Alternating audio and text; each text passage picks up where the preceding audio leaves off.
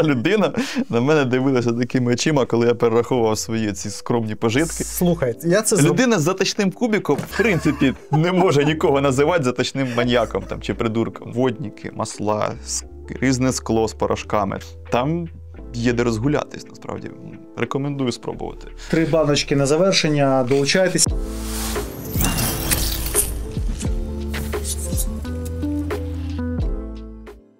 54-та після новорічна, дуже розслаблена, гостра каша. Спеціально для того, щоб ви не напружувалися після свят, сподіваюся, веселих. Так? Ну, оскільки це дозволяє обстановка в Україні. Ситуація навколо. Ми п'ємо... цей звук, з яким чай потрапляє в залізну кружку. Так, я вже все порозливав тут. Чорт, забирай. Але дивись, ми звернули увагу на зауваження про цей, про product placement, і тепер у нас нема фанти в кадрі. Чи що там було у нас? Якийсь напій. 10 разів не писали про рекламу від фанти. Давай не будемо розвивати, бо і тут напишуть. І все-таки у нас підсумки року, а не підсумки. Да, Гриш? Угу.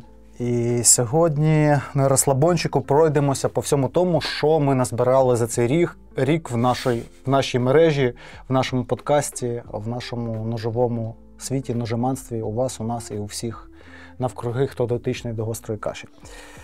Але традиційно, як завжди, починаємо з чого? З... Пеньок і жмих. Пенька. Давай з пенька? Ну... Чи з жмиха? Та давай вже з жмиха. Давай жмиха, він поруч стоїть. Так, заставочка. Пім-пім-пім-пім, музичка Жмих ФМ.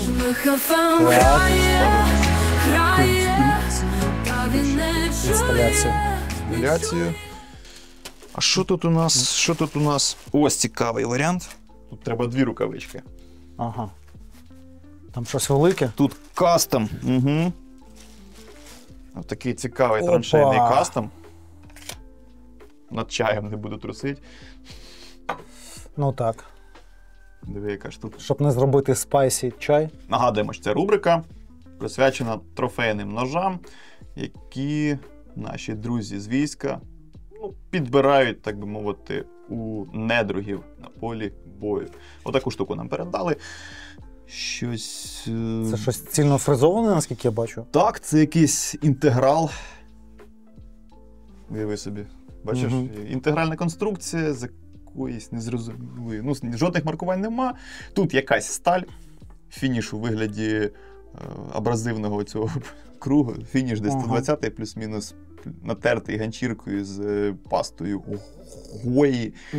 Тобто там і риски видно, і риски, і дзеркало. І дзеркало. П'яне, в якому можна побачити, в даному випадку, мою фізіономію.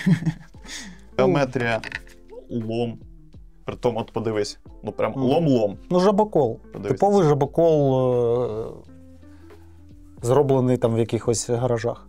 Людина пошкодувала навіть мінімальну суму грошей. На ніж. Цікаво, він сам зробив це, чи в когось вкрав, чи підожди, попросив. А піхви там кайдекс? Піхви, якийсь полімер з шнурком. Це не паракор, це просто шнурок якийсь. Звідки лясь, я не знаю, з китайського взуття, чи звідки це. І люверси за ціни, які прикольні. Ну, така загалом історія, але, бачиш, є тімлячок такий от, тобто, це от недруг на букву П. Щось, мабуть, отак от планував робити. Ну, я так думаю. Тобто... Ну, і отим шнурком явно було десь до розгрузки прив'язано, я так підозрюю. Тобто... Вірогідно, це було закріплено десь до якоїсь амуніції. Ну, фіксація в цих піхвах так собі, м'яко кажучи. Цікавий екземпляр, насправді. Тобто, ну, видно, що голова в нього, не дивлячись на таку халтурну роботу, голова в нього варила, як це зробити в такому швидкому доступі і безпечно для руки. Петелька є, всі діла. Щось, от, знаєш, середнє між, знаю, ножами якогось середньовіччя, Першої світової війни і сучасними технологіями, ну, зважаючи на цей пластик, на ці шнурки. Це ж не паракорд, це просто якась... Ні, це просто шнурок. Загалом така історія. Дійсно ексклюзивний контент, тому що у нас такого теж можна багато знайти по різним гаражам, якщо поритися, але тут цінність в тому, що це от саме з фронту передали. Котре можемо якби, помилуватися, з якими інструментами сюди приходять представники менш розвинених цивілізацій. Жмих ФМ розібрались. Пеньок. Пеньок ганьби. Мається на увазі пеньок ганьби. Слухай, він вже прям такий досить важкенький. Ще один ярус, і вже доведеться на якійсь тачці його вивозити. Ще декілька ножів і в мене теж спину схопить. Я думаю, вони обидва сидять. Подай цю булаву. Булава. Ага. Багатостраждальна. Так, у нас там ножів багато, наскільки я пам'ятаю. Давай, раз уже свята, давай парочку дістанемо. Давай парочку. Дійсно. Тут насправді багато хто нам пише в коментах, що типу, давайте якусь гостру кашу повністю присвятимо пеньку ганьби. Я з цим рішуче не погоджуюсь. Я хочу розтягувати це задоволення. Мені от подобається. Чому? Потрошки. Рандомайзер.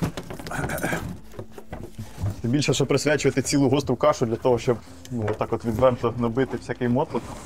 Я не думаю, що це прям буде сильно цікаво. Давай один тобі. Давай. Отак. Розкриваю. Вони іноді так запаковані, як якийсь речовий доказ. О, і ось мені. Так. Давай тобі ніж, а я буду читати, поки записочка тут у нас є чергова. Від нашого шановного фоловера. Мої вітання. Вашій увазі пропонується доробок з так званої компанії Кизляр. Козляр? Козляр, то що Козляр. Козляр. Яким володів вже багато років. Соромно зізнатися, що свого часу в далекому 2012 році цей ніж було куплено за гроші. Причиною купівлі подібного ножа було бажання носити на EDC Fix, подібну Джексону Телеру з відомого серіалу. Ніж мав бути помірного розміру або не викликати зайвих питань у оточуючих. Однак тодішній ринок невеликих фіксів в Україні або моя обізнаність в дужках лишала бажати кращого. В результаті цей ніж став піддослідним щуром для експериментів з покриттям, виготовленням рукоятей і піхов, поки не перемістився на дно ящика.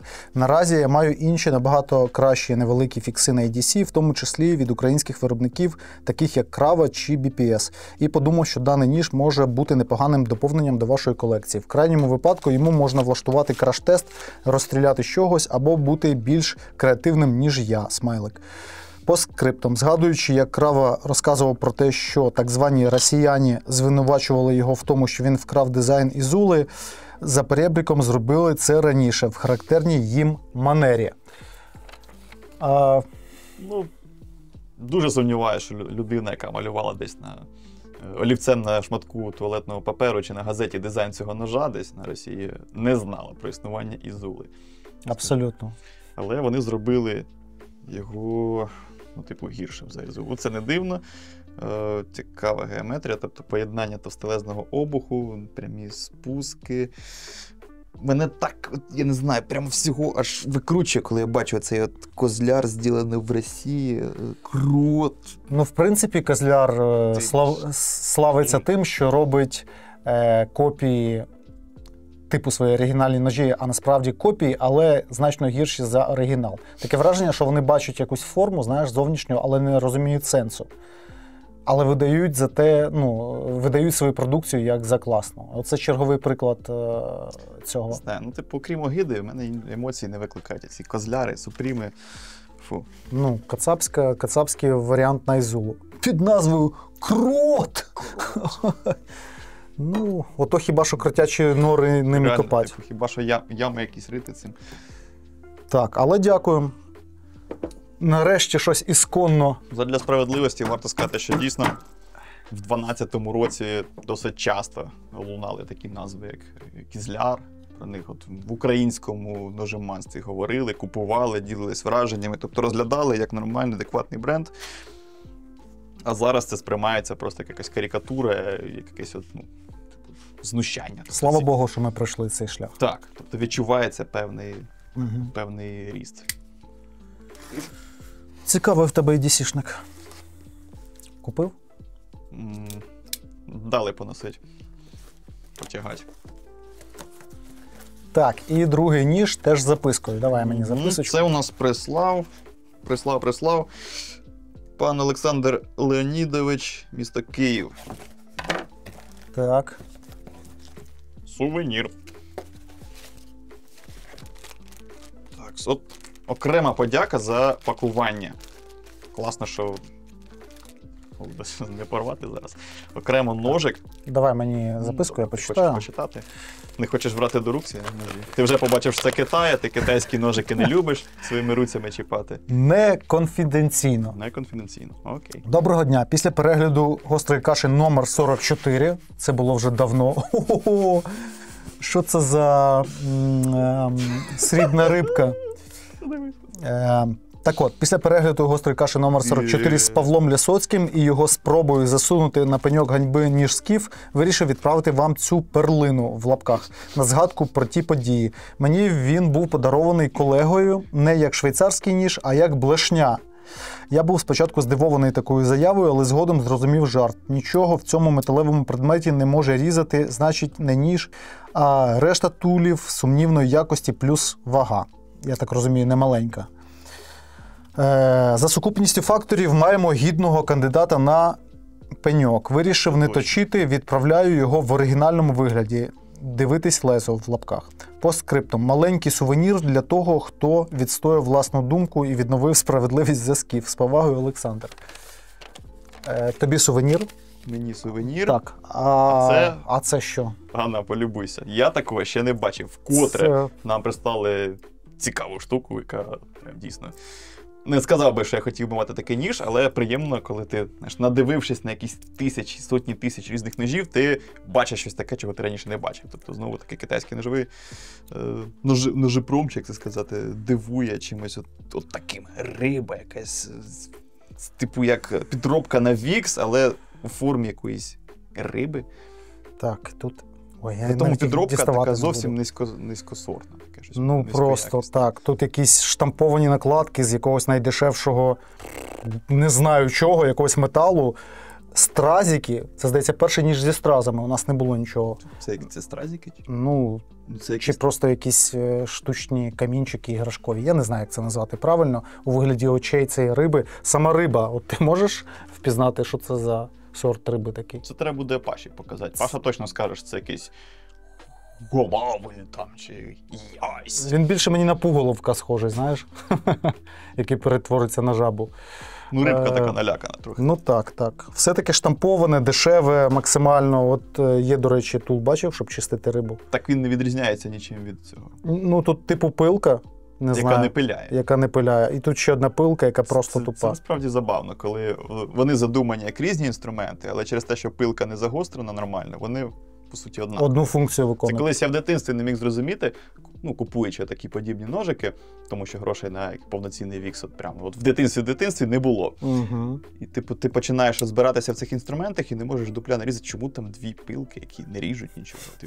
Я, здається, розумію, чому пан Олександр, здається, Олександр Леонідович сказав звернути увагу на крайку, тому що вона тут спалена по заводу. До речі, так. Тобто взагалі ніхто не заморочувався навіть на такому. Мало того, що вона завалена, от прямо взагалі, так от по-тупому, так вона ще й спалена. Ну, окей, не те, щоб це якось погіршило і без того. Пане Олександр, ви ще з колегою спілкуєтеся з цим, який дарував вам? Ріжучу. Навіть якби вона була не спалена, все рівно цей ніж, як ніж розглядати, це таке собі. Ні, шикарний кандидат, слухай. Це прямо пеньок ганьби, чесно таким, як він має бути. Типу. Це, у нас це вже картинка з кожним новим діставанням з тої коробки, вона прям доповнюється і доповнюється. І що цікаво, окрім тої ситуації з Пашою Лясоцьким, жодного скіфа нам так і не прийшло. Попри всі ці звинувачення, що ми там щось... До речі. Щось там не дістаємо, там якісь, фільтруємо ножі, та нічого ми не фільтруємо. Це все, що нам приходить, просто туди зсипається в ту коробку і по черзі дістається. Давай сувенір. Що це? Хоча одного разу у нас ледь не трапився конфуз з ножем, який приїхав на загострення і випадково потрапив в коробку на пеньок ганьби. Добре, що вчасно помітили. Угу. Так, тепер ти справжній Бетмен, я так розумію? Тепер Бетмен. Бет-Соя. Соямен. Соямен. Там бет закреслено, я так розумію, що... Загалом дякую, Олександр Леонідович, я щось придумаю з цим сувеніром. Це ж не магнітно. Я кудись Сюрікен кудись пристрою на видне місце, буде мені на пам'ять. Ні, класно. Це дуже приємно, насправді, коли присилають якісь сувенірчики, прям За те, що Приємно. відстояв скіфа. За скіфа. За скіфа. Паша Паразит хотів загнобити. Це ми Думаю, ми з Пашою ще зустрінемось, як крига зійде. Що, забереш? Угу. Треба ж відігратися по батлам. Так. І до того часу назбираю динаміту нормально, щоб точно в нашому... Щоб уже спінінговий батл виграти? Щоб закрити питання по рибі, да, з Пашою. Так, друзі, переходимо до основної частини. Так, пеньки, жмихи закінчили, переходимо... Ножові розділів. бренди, які з'явилися в цьому році, бренди, які ми дуже хочемо залучити. Угу. Так, одним з першим до нас приїхав Demco Knives. Demco Knives, який я вже сховав на кишеню. Ні. Ага. А де я У дів? мене мій ось. Ну, точніше, не мій, а який теж дали поносити, як і тобі. А я свій вже десь загубив. Давай на прикладі твого. Ось твій стоїть, дивись. Ось, я просто не Загалом, після того, як нові власники Cold Steel змінили дверні прийоми з великих на середні в головний офіс Cold Steel, то не тільки пан Лін Томпсон не зміг зайти всередину, але й ще більший Ендрю Демко, після чого йому довелося відчути на собі всі, так би мовити, моменти заробляння грошей в власному гаражі та на тайванському виробництві. Так? Ну, Це добре, ж що в нього залишились певні зв'язки з тим тайванським виробництвом. Тому що те, як зроблені ці адешки, ну, мені особисто дуже нагадує ножі Cold Steel. Це фініш а-ля цинковане відро, накладочки з цього грайвері. Ну, тобто всі такі тонкощі, моменти, по яким можна побачити якусь подібність з Cold Steel, тут чітко проглядається. Ну, загалом якась така от генетика, да, проглядається колстілівська. Ну, Щось це, є таке. Це, розумієш, це такий от позитивний моментик, такий от промінь надії для тих, хто дуже сильно розчарований з приводу продажу компанії Cold Steel, яка вже не вчора трапилася, скільки років? 3 тому. 2-3, так. Так. І багато хто прям для себе поховав Cold Steel і кажуть про те, що вони вже з тих пір жодної толкової моделі не випустили. Можливо. Але це дало поштовх розвитку авторських моделей Ендрю Демко, його, так би мовити, сольний проект у вигляді Demco Knives і флагманської моделі AD-20,5. Ну, вона перша була, здається, у нього, яка вийшла. Ну, із тих, що серійно виготовляється, напевно, так. Ну і, по суті, це була проба пера для нас. Ми завезли лише AD-20,5, щоб подивитися, як вона буде продаватися, скільки у нас фанатів Ендрю Демко. І, по суті, це один ніж, просто з різними формами клинка та... Так, ну він представлений в широченному діапазоні матеріалів. Грайвері, карбон, Ти маєш на увазі руків'я, так? 20-ка, 35-ка, 3-вішка, D2-шка. 3 ми привозили? Є 3-ві. AUS Тобто 10. 5 стали ми привозили. Так. AUS 10 і D2. Угу. Ну, там на будь-яку кишеню. Хоча Ні, це бюджетні дорогі, виконання цієї лінійки, вони все рівно коштують недешево. Це дорогі ножі, давай відверто скажемо. Це для фанатів. Це людині, яка не знає, хто такий Ендрю Демко, не знає про Shark Lock, про всю цю історію, важко пояснити, за що тут $200, яко кажучи. Але все, що ми думаємо про ці ножі, будуть в окремому відео. Тому зараз хронометраж ми не затягуємо. Так. Переходимо до наступних. До речі, пан Демко, він не сильно розширяє, так дивився, свій асортимент. У нього наразі, здається, всього 5 моделей ножів, 2 фікса і 3 складаних ножа. При тому складані ножі чомусь дуже подібні на 20,5. Ну так, в загальних Все якихось рівно це рисах. більше, ніж те, що пропонує наразі Лін Томпсон. Окей, поїхали далі. Heretic Knives. Heretic Knives. Яблучко з магнакату, яке недалеко відкотилося від Так. яблуні. Молодший Тоні Морфіоне, він же TJ. Здається, попросив свою частку спадщини батька ще до його смерті. Відкрив власне виробництво. Ну, і що можна сказати, ціна-якість – це щось тотожне.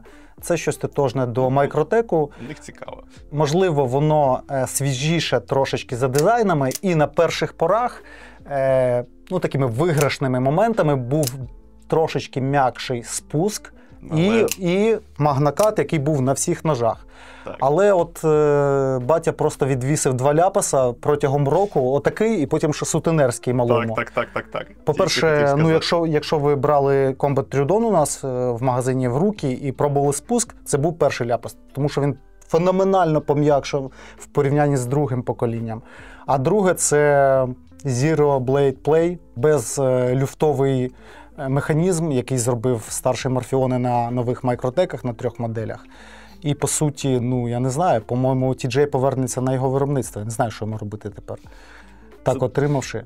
Мені здається, вони підколюють один одного, тому що Heretic Knives, він позиціонує себе як кращий за Microtech, тому що це нове покоління, це новий погляд, більш свіжіші, новіші дизайни і більше інновацій, тому що Microtech, вони вже чого хотіли, того досягли, вони вже просто варяться в оцих в технологіях, які вони добре відточили, а Heretic це свіжість, це сьогоднішній і завтрашній день, а Microtech вчорашній. І тут тобі Microtech, Тоні Морфіони такі, у нас Zero Blade, Zero Blade Play.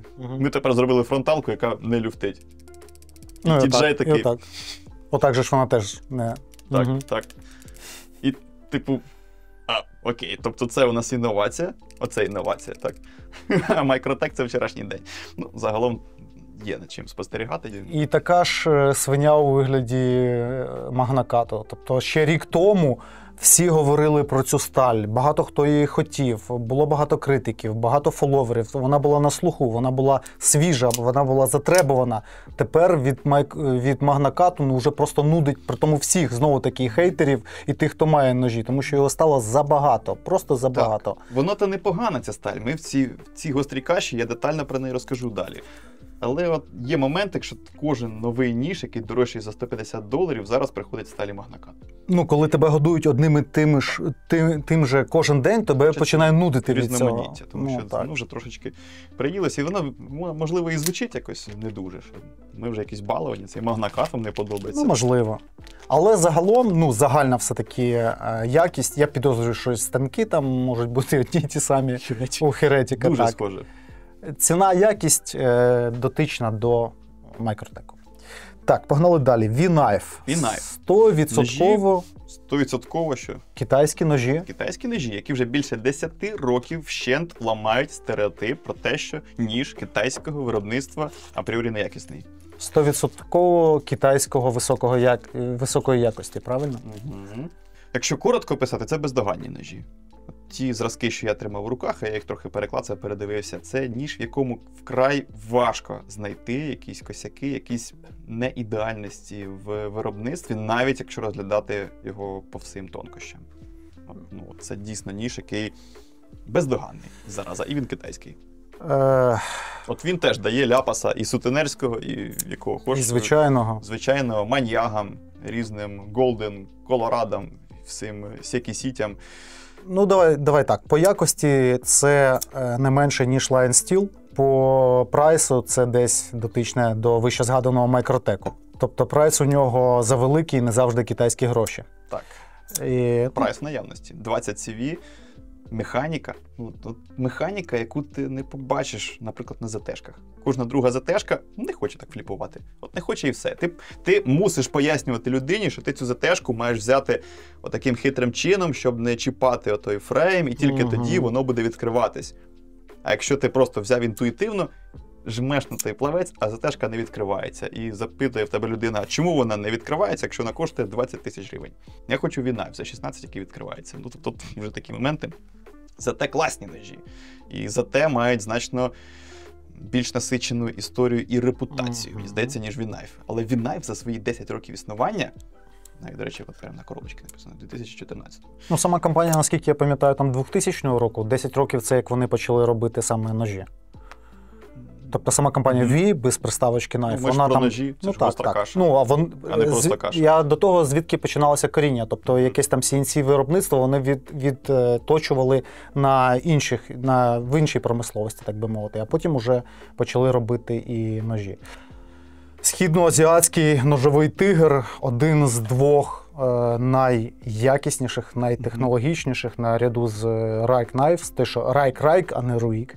Тому що є певна така плутанина, і ми... До віку будемо це уточнювати. Так, ми не хочемо вдаватися в якісь деталі, ми будемо бюджетні ножі називати Ruik, а ті, що прямо конкурент V-Knife, буде Reich. Дорого, багато, суперякісно, фанати оцінять, фанати купують, і в цьому році вони з'явилися. Можливо, Reich колись з'явиться. І ми, до речі, якось не передали якогось значення цим V-Knife. Хоча є про що. Їх небагато приїхало. є про що показати, розказати. І відповідно прайс. Так, звісно, важко перетравити. Важко перетравити, коли цінник ви бачите там від 15 до 20 там, з чимось тисяч і дізнатися, що це китаєць, але... Він, здається, ж із дизайном китайським. Так, це там повністю... Там же ж нема логотипу якогось не китайського ножового дизайнера. Все повністю Китай. Але час іде, і реальність така, що на сьогодні Китай може робити і ножі найвищої світової якості. Подобається це комусь чи не подобається. Так, і з Китаю переходимо в Японію. Канецуне! Здавалося б, куди ще східніше, але можна. Так. Ще один ножовий бренд. Так, нарешті у нас поповнення на в кухонному сегменті. Давно нічого не було, ти помітив? Ну так. І заїхав Канецуне, бренд, який пропонує широченний просто діапазон, ціновий діапазон на свої ножі. Це Канецуне, воно просто з ноги пробило двері в цей Ібіс, зайшло і каже, оцей от сервант повністю мені. Тому що там від $10 від до... 350 гривень за оцей фрут серію фруктову. Абсолютно все робиться в Японії з цінником від $10. Тобто, ну, іноді дивишся і не можеш співставити. Так, там, звісно, простесенькі нержавійки на дешевих ножах. Там немає карбону, якогось там крутих матеріалів, але там є і преміальний сегмент. Тобто, до 17,5 тисяч. Так. Найдорожчий ніж, який наразі у нас є з Канецуне, це 17 тисяч гривень, там Дамаск з порошковою. Що цікаво, там порошкова сталь, а обкладки з Дамаску. І вони... Серединка порошкова? Так, вони не пишуть марку порошкової сталі. Це вперше на моїй пам'яті неможливо знайти в мережі марку порошкової сталі. Вони просто пишуть Powdered Steel. Таємний рецепт? Типу, просто скромно пишуть порошкова сталь. Це дивно. Я б звернув увагу в першу чергу на серію 5500. Це у них найпопулярніша серія ножів. Це оця, так? Це оця, яку я попросив перемістити нам для гострої каші. Вона коштує відносно бюджетних грошей щось близько 2,5 до 3 тисяч гривень. За оцей Сантоку, так? Так, за ламінат. Тобто у тебе серцевина з від G2 і обкладки з високохромованої нержавієчки типу 420 G2. І заламінований... стандартна така композиція. Мені здається, заламінований клинок з Секі. Тонко зведений. Так, Японія, Секі, ламінат і 2,5 тисячі гривень. Ну, типу, дуже цікаво. Притом, подивись на цю геометрію. Так, капець. Це просто, якщо вам потрібно на кухню, ну, якщо ви любите от все, що пов'язане з Японією, хочете прямо такий от кухонний скальпель, не знаю. Ну, це от дійсно ножик, який от вартий уваги. При тому, що ось цей крок по цінам, він дуже маленький. Тобто можна підібрати ніж на будь-який гаманець. От це не те, що там 350 гривень, а потім 17,5. Тобто 350, там 600, 900, 1000, 1,5, 2, і отак пішло вгору. Тобто кожен може підібрати під себе. І широченний ще ряд, треба сказати, що цих серій. Тобто там і Сантоку, і Деба, і слайсери, і для піци оці, як я не знаю, називаються, кругляші оці, ножі з коліщатком. Аксесуари там поприїжджали, так? Оці, там щипці всякі, камінчики. Цубакі ойл, ці всі моменти. Цубакі ойл.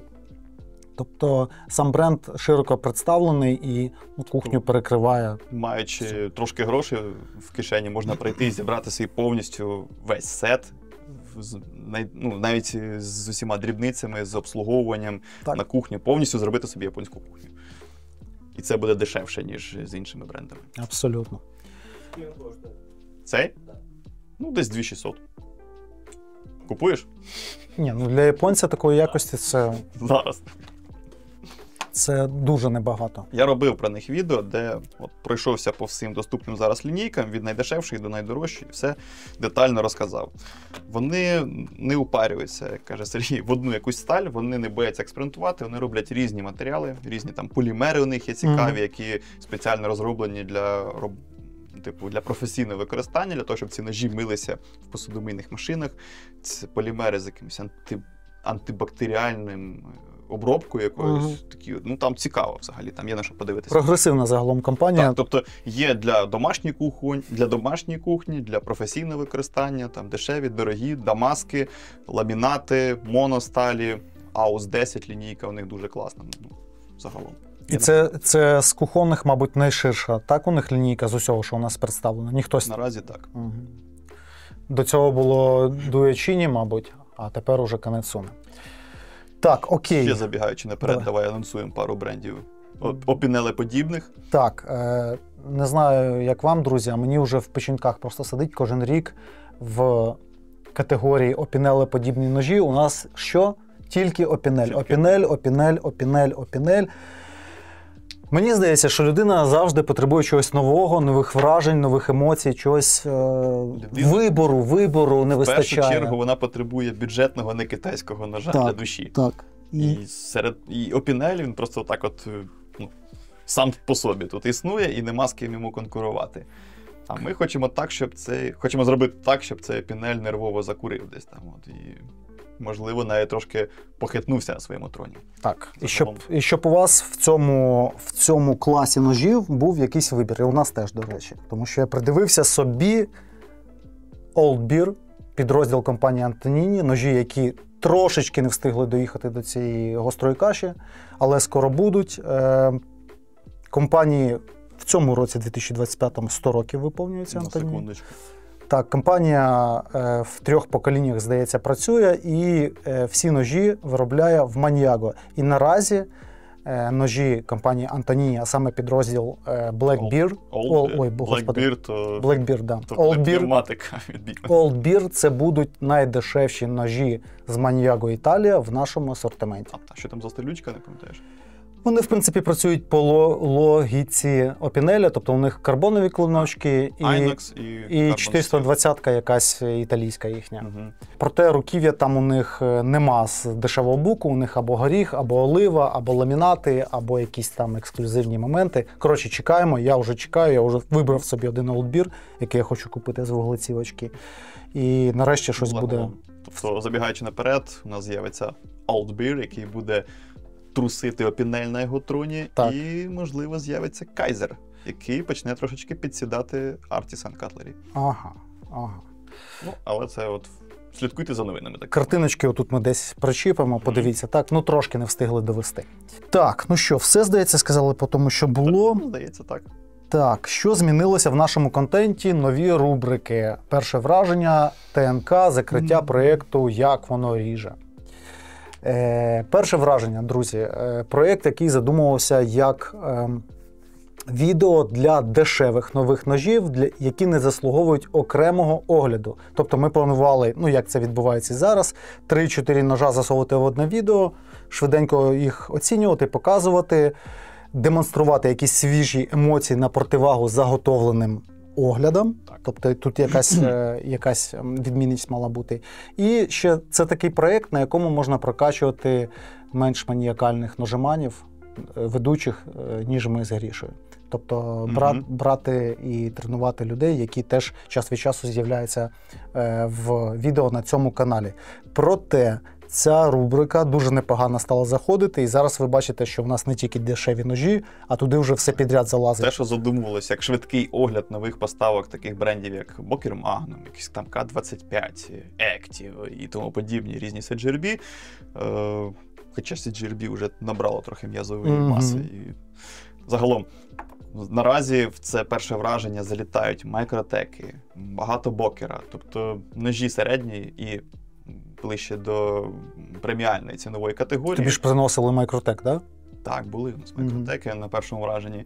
І як показує практика, нашої бази знань цілком достатньо, щоб показати в рамках першого враження ніж і досить предметно про нього поговорити, показати основні моменти і зробити це так, щоб в подальшому не сильно виникало необхідності робити повноцінний огляд. Подекуди так, подекуди ні. Але це цікавий проект.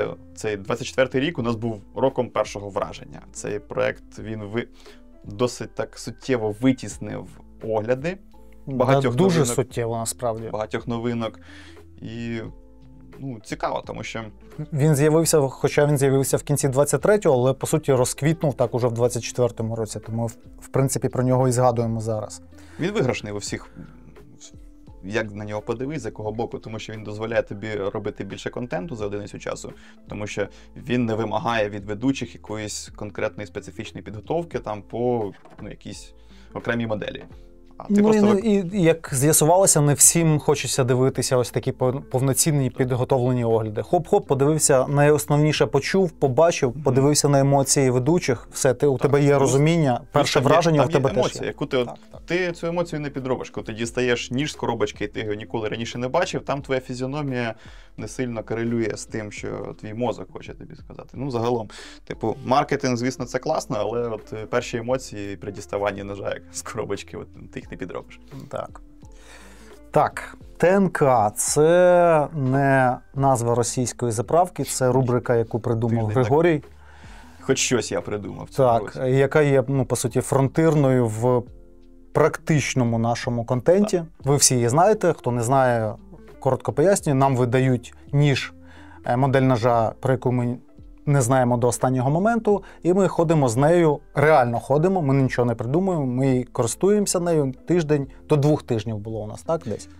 Я трохи халтурю, я іноді, от як в випадку з блокером Атласом, я окрім Атласа взяв гітану з собою. Але ти носив весь ці строки на EDC. Але я цим гітаничем нічого не робив, а все робив лише Атласом. Тобто, якщо це прям зовсім якийсь брелок мені видають, ну вибачте, я з брелком на кишені відчуваю себе голим. Але я буду цим брелком робити все, що мені от кожен день потрібно, в тому числі якусь кухню там ковирятися ним, пробувати, для того, щоб вам потім розказати, що з цього приводу думаю.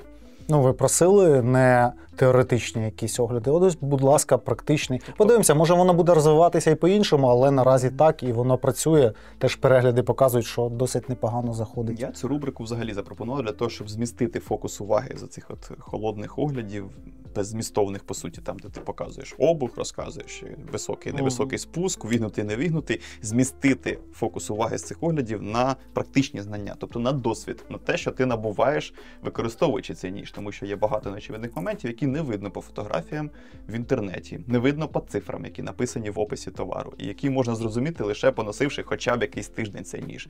От яка в нього ергономіка, як він відчувається, як він ріже, як він не ріже, чи зручно до дошки, чи зручно на руках, чи щось там тобі наминає, муляє і бісить тебе. І те, що у нас які нюанси випливають від користування. Так, різні підводні камені, які людині, яка хоче придбати цей ніж, іноді за досить суттєві гроші, хотілося б почути, перш ніж вона це зробить. І так як у нас досить різне бачення, в принципі, ножеманії, то виходять досить об'єктивні відгуки. І коли вони збігаються, то це теж досить показово. Так, як воно ріже? Не зовсім закривається ця рубрика, але стає на таку стратегічну паузу у нас. З кількох причин. Перша – це те, що нема кому знімати. Точніше, знімати є кому, а кому робити тести немає.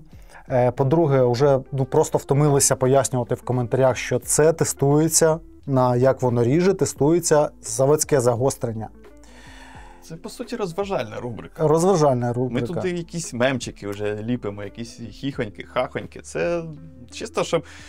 ми не претендуємо на 100% об'єктивність. Це й закидувало, Гриш, це й закидувало, що типу суб'єктивне оцінювання. Отут десь автор не виспався, а тут у нього сили не вистачає, а тут якийсь хліб твердий, черствий попався.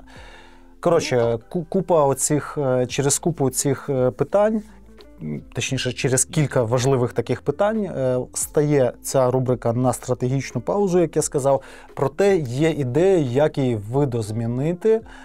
Але ми вам про неї не скажемо, тому що щось останнім часом ми бачимо багато надихань з боку інших ножових каналів. І ми не хочемо анонсувати якісь оригінальні ідеї. Поки саме їх не реалізуємо. Не стимулювати ледерів з великими вухами і очима. Так, є люди, які не сильно хочуть придумувати щось нове, але в них великі вуха, якими вони чують, а що там робиться в гострій каші. Тож, поки пауза, а далі будемо Хочемо додати трохи об'єктивності, але все побачите. Так. Пане. Так, звісно, щось я пропустив. Мені трошки скаутського чаю. Що змінилося в нашому ножеманстві? Підхід до вибору ножа, нові сталі, ножові розчарування, ножові парування, поломки, втрати, подарунки, наші найбільш робочі ножі цього року і ті, що припали пилом на полиці. Ох, і назва рубрики.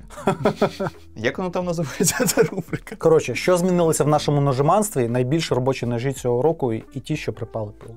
Я пам'ятаю, що минулого року, коли ми підводили підсумки, я сказав, що я почав більше звертати увагу на якісь маленькі ножики, скромні, там, де-сюди, щоб зайвий раз не діставати якусь 6-дюймову махалку, типу той самої Еспади. По суті, так воно і є, але я зараз менше ношу з собою ножів. Я передивився минулорічний випуск, я там щось почав перераховувати, що в мене там Voyager здоровенний на кишені, ще плюс якийсь фолдер в куртці, там, в зимовій, в правій кишені, в сумці 2 ножа, ще щось там. Так нарахували 5 ножиків. Та ні, зараз я вже так от сильно не упарююсь. У мене трошечки такий спокійніший став підход до ножів. Але все рівно, як не крути, ну, мінімум 2 ножика в мене з собою є. Що по сталям у тебе в цьому році? Що по сталям? Дуже приємним відкриттям для мене стала сталь AUS 10, Aichi Steelworks. AUS 10A, який ще Колстіл називає. Сталь не нова, але лише зараз я її в повній мірі розпробував. Вона в мене саме в 24-му році часто була в роботі, на загостренні, і в повсякденному користуванні на моїй Еспаді ця сталь чудово себе показала. Тобто, так от, судячи по асоціаціям, можна подумати, що AUS 10, AUS 8, напевно, щось подібне. Ні, чорта. Це дуже різні сталі, і Aichi прямо зробили суттєву роботу. Ну, я не впевнений, що AUS 10 сильно пізніше була розроблена, ніж AUS 8, але вона дуже суттєво відрізняється. Мені вона подобається за своїми характеристиками, тим, що це от в'язка сталь, при цьому різуча, з довготривалим різанням і не сильно кородуюча. Хоч її називають, виробник називає нержавіючою сталю, але за своїми характеристиками вона ближче до вуглецевої. Класна сталюка і от реально всім раджу. З мінімальним доглядом вона ріже просто шикарно. Ну, для прикладу, Еспада, яку я придбав на початку, виходить, 24-го року. Там я анонсував в тому минулому відео, в минулому підсумку, що хочу продати Voyager, щоб купити Еспаду. Я майже відразу його продав і купив цю Еспадку. І відразу ж перегострив її в 40 градусів. На зведенні 0,6-0,8 вона, чесно кажучи, ріже так собі. Але от агресія цієї ріжучої крайки, яка рік відганяла, Андрій не дасть збрехати. Еспада частенько мене на EDC, і цей ніж я, не зберігаю як якусь колекційну цінність. Він у мене в роботі, тобто нарізати ковбасу, сало, там, якусь дерев'яшку застрогати, тортики, там, шмортики, всяке таке. Ну, переважно він дістається та для будь-чого. Ну, для зовсім дрібних задач я його не використовую, а так основні задачі, коли Еспада на кишені, я не соромлюся діставати, ріжу. І я тобі скажу, агресія це... Давай.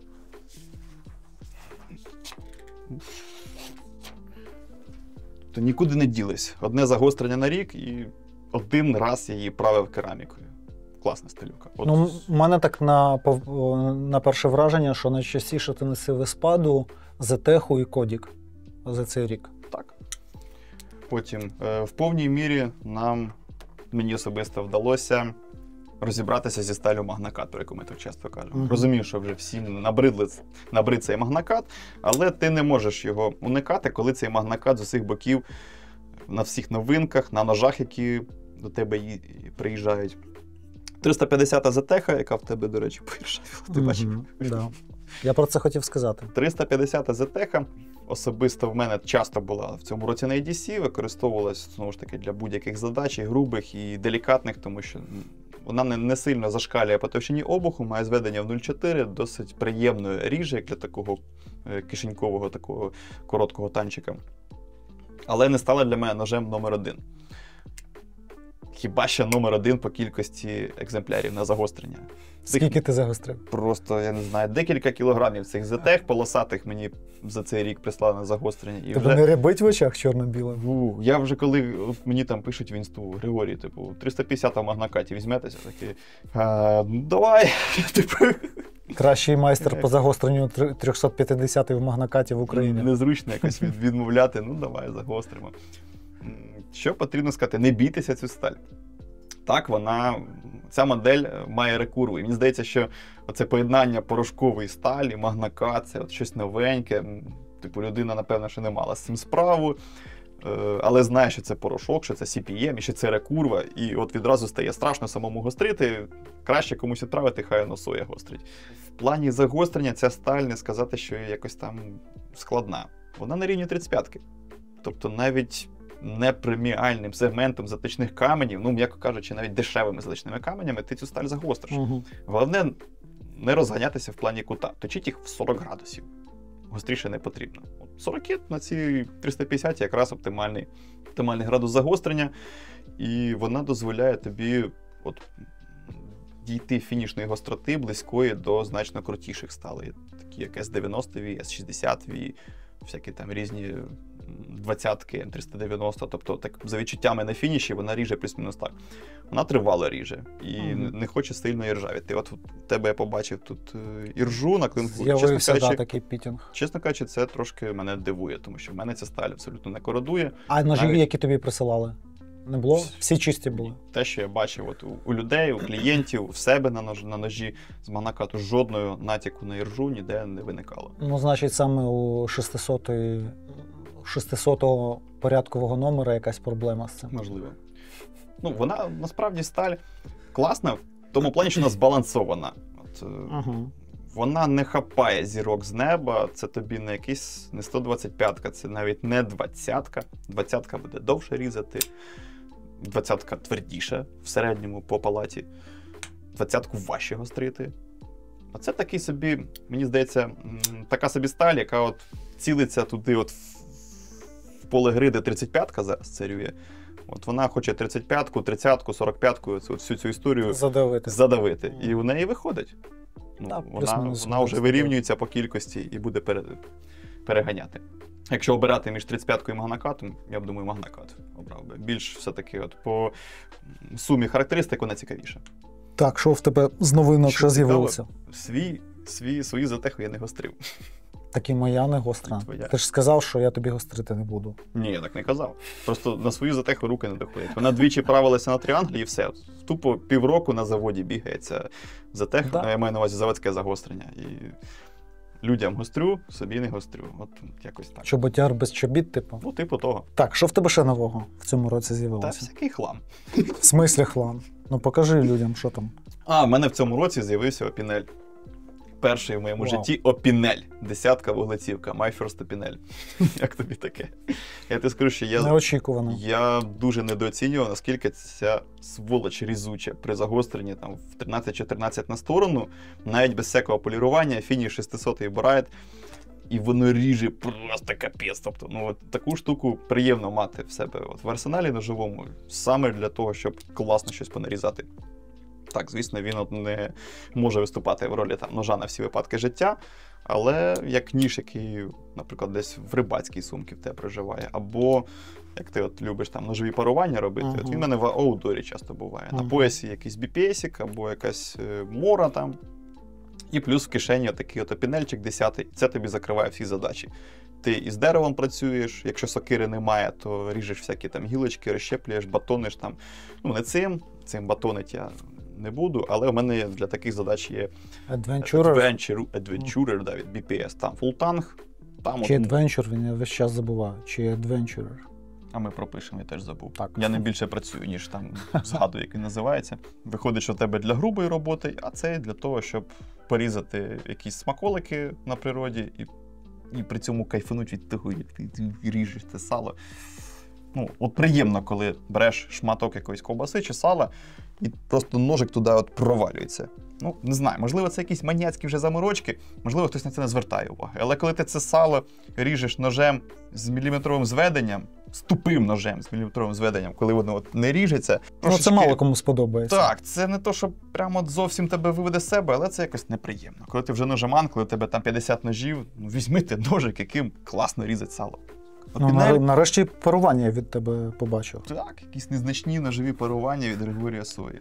Що ще? Також під ялинкою знайшовся скіф Frontier. Я про нього все розказав у відео про мої скіфи. Додати нема чого. Не зупиняйся. Не часто, насправді, на EDC, але час від часу вигулюю. Лімітка, скіф, Knives, Мольфар чи Мілфар, якось так і називається. Суто випадково урвав, але не шкодую. Це, до речі, ножик теж з виробництва V-Knife. Теж бездоганно зроблений, ідеальна механіка. Я про нього все, що хотів, розказав знову ж таки у відео про мої скіфи. У мене цей рік був роком скіфів просто. Титан 35-ка, так? Титан 35-ка, знову ж таки, ще не гострів. Хоча ну, конкретно це я не гострив, а ножі оці лімітованої серії Скіфа у мене частенько в загостренні. 35-ка у них загартована як потрібно. Не пластилін і не пересушена, от якраз десь оптимально посерединці. Але, на жаль, цієї лімітки вже немає. Це стара лімітка, яка Всім, вже... хто напише, що Соя рекламує Скіфи, от парить вам лімітняк, його вже немає. Наявності шукайте десь в ломбардах, якщо сильно хочете, або свій я не продам. Ендура К390. Це от вже в рубрику якихось ножових розчарувань, напевно. Ти продав VG10, наскільки я пам'ятаю? Так. Рівно рік тому я продав ендуру з VG10 для того, щоб придбати ендуру з ZDP-189, я так тоді сказав. Але якось я в останній момент піддався якомусь імпульсу і купив собі К390. Почитав форуми, почитав, що пишуть люди, що вона, ну, типу, ще крутіша, твердіша, якась різучіша за ZDP-шку. Угу. От. І не прижилась. Який крайніх півроку просто лежить у мене промазаний олією.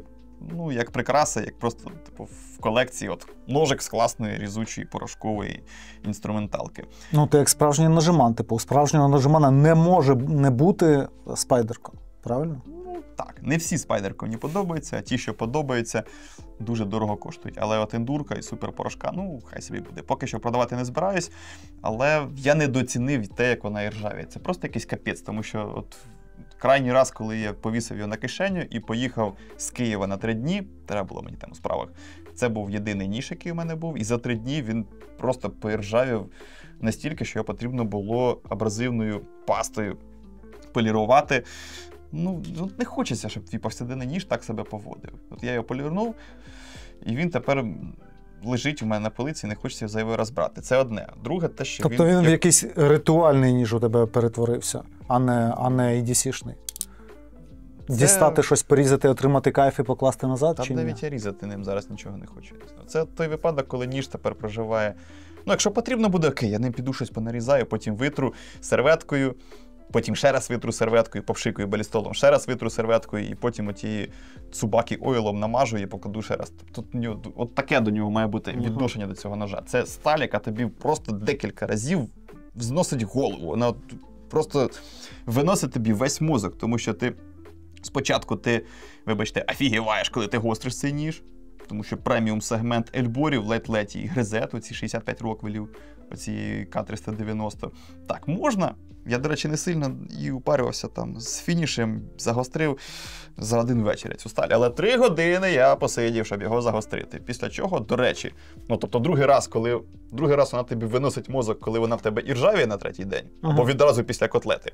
Типу, це взагалі капець. Якась мінімальна цибуля, і все. І вона як бензин в калюжі. І 3-й раз вона тобі виносить мозок, коли ти розумієш, що на тому загостренні, яке ти зробив рік тому, вона в тебе голить волосся з відскоком. Тобто волосся в тебе нормально так голиться, і в мене нема такого ножа от в моїй колекції, який на таке здатен. На ці всі розмови там про мікрокорозію, вони нівелюються, якщо за ним доглядати. Тобто, якщо він буде в тебе плюс-мінус там просочений якимось маслом, якщо він не буде знежирений, знаєш, там якимось дегрізером политий і просто буде стояти гнити десь у тебе, то загострення якесь просто вічне. Тобто оцей потрійний клин, геометрія і К390 скальпель роблять, так, по суті. Потрійний клин, К390 і якесь мінімальне обслуговування, і в тебе вічний ніж. Ну, ти набив руку його гострити чи ні? Як ти вважаєш? Ну, я цю сталь беру в роботу, гострю.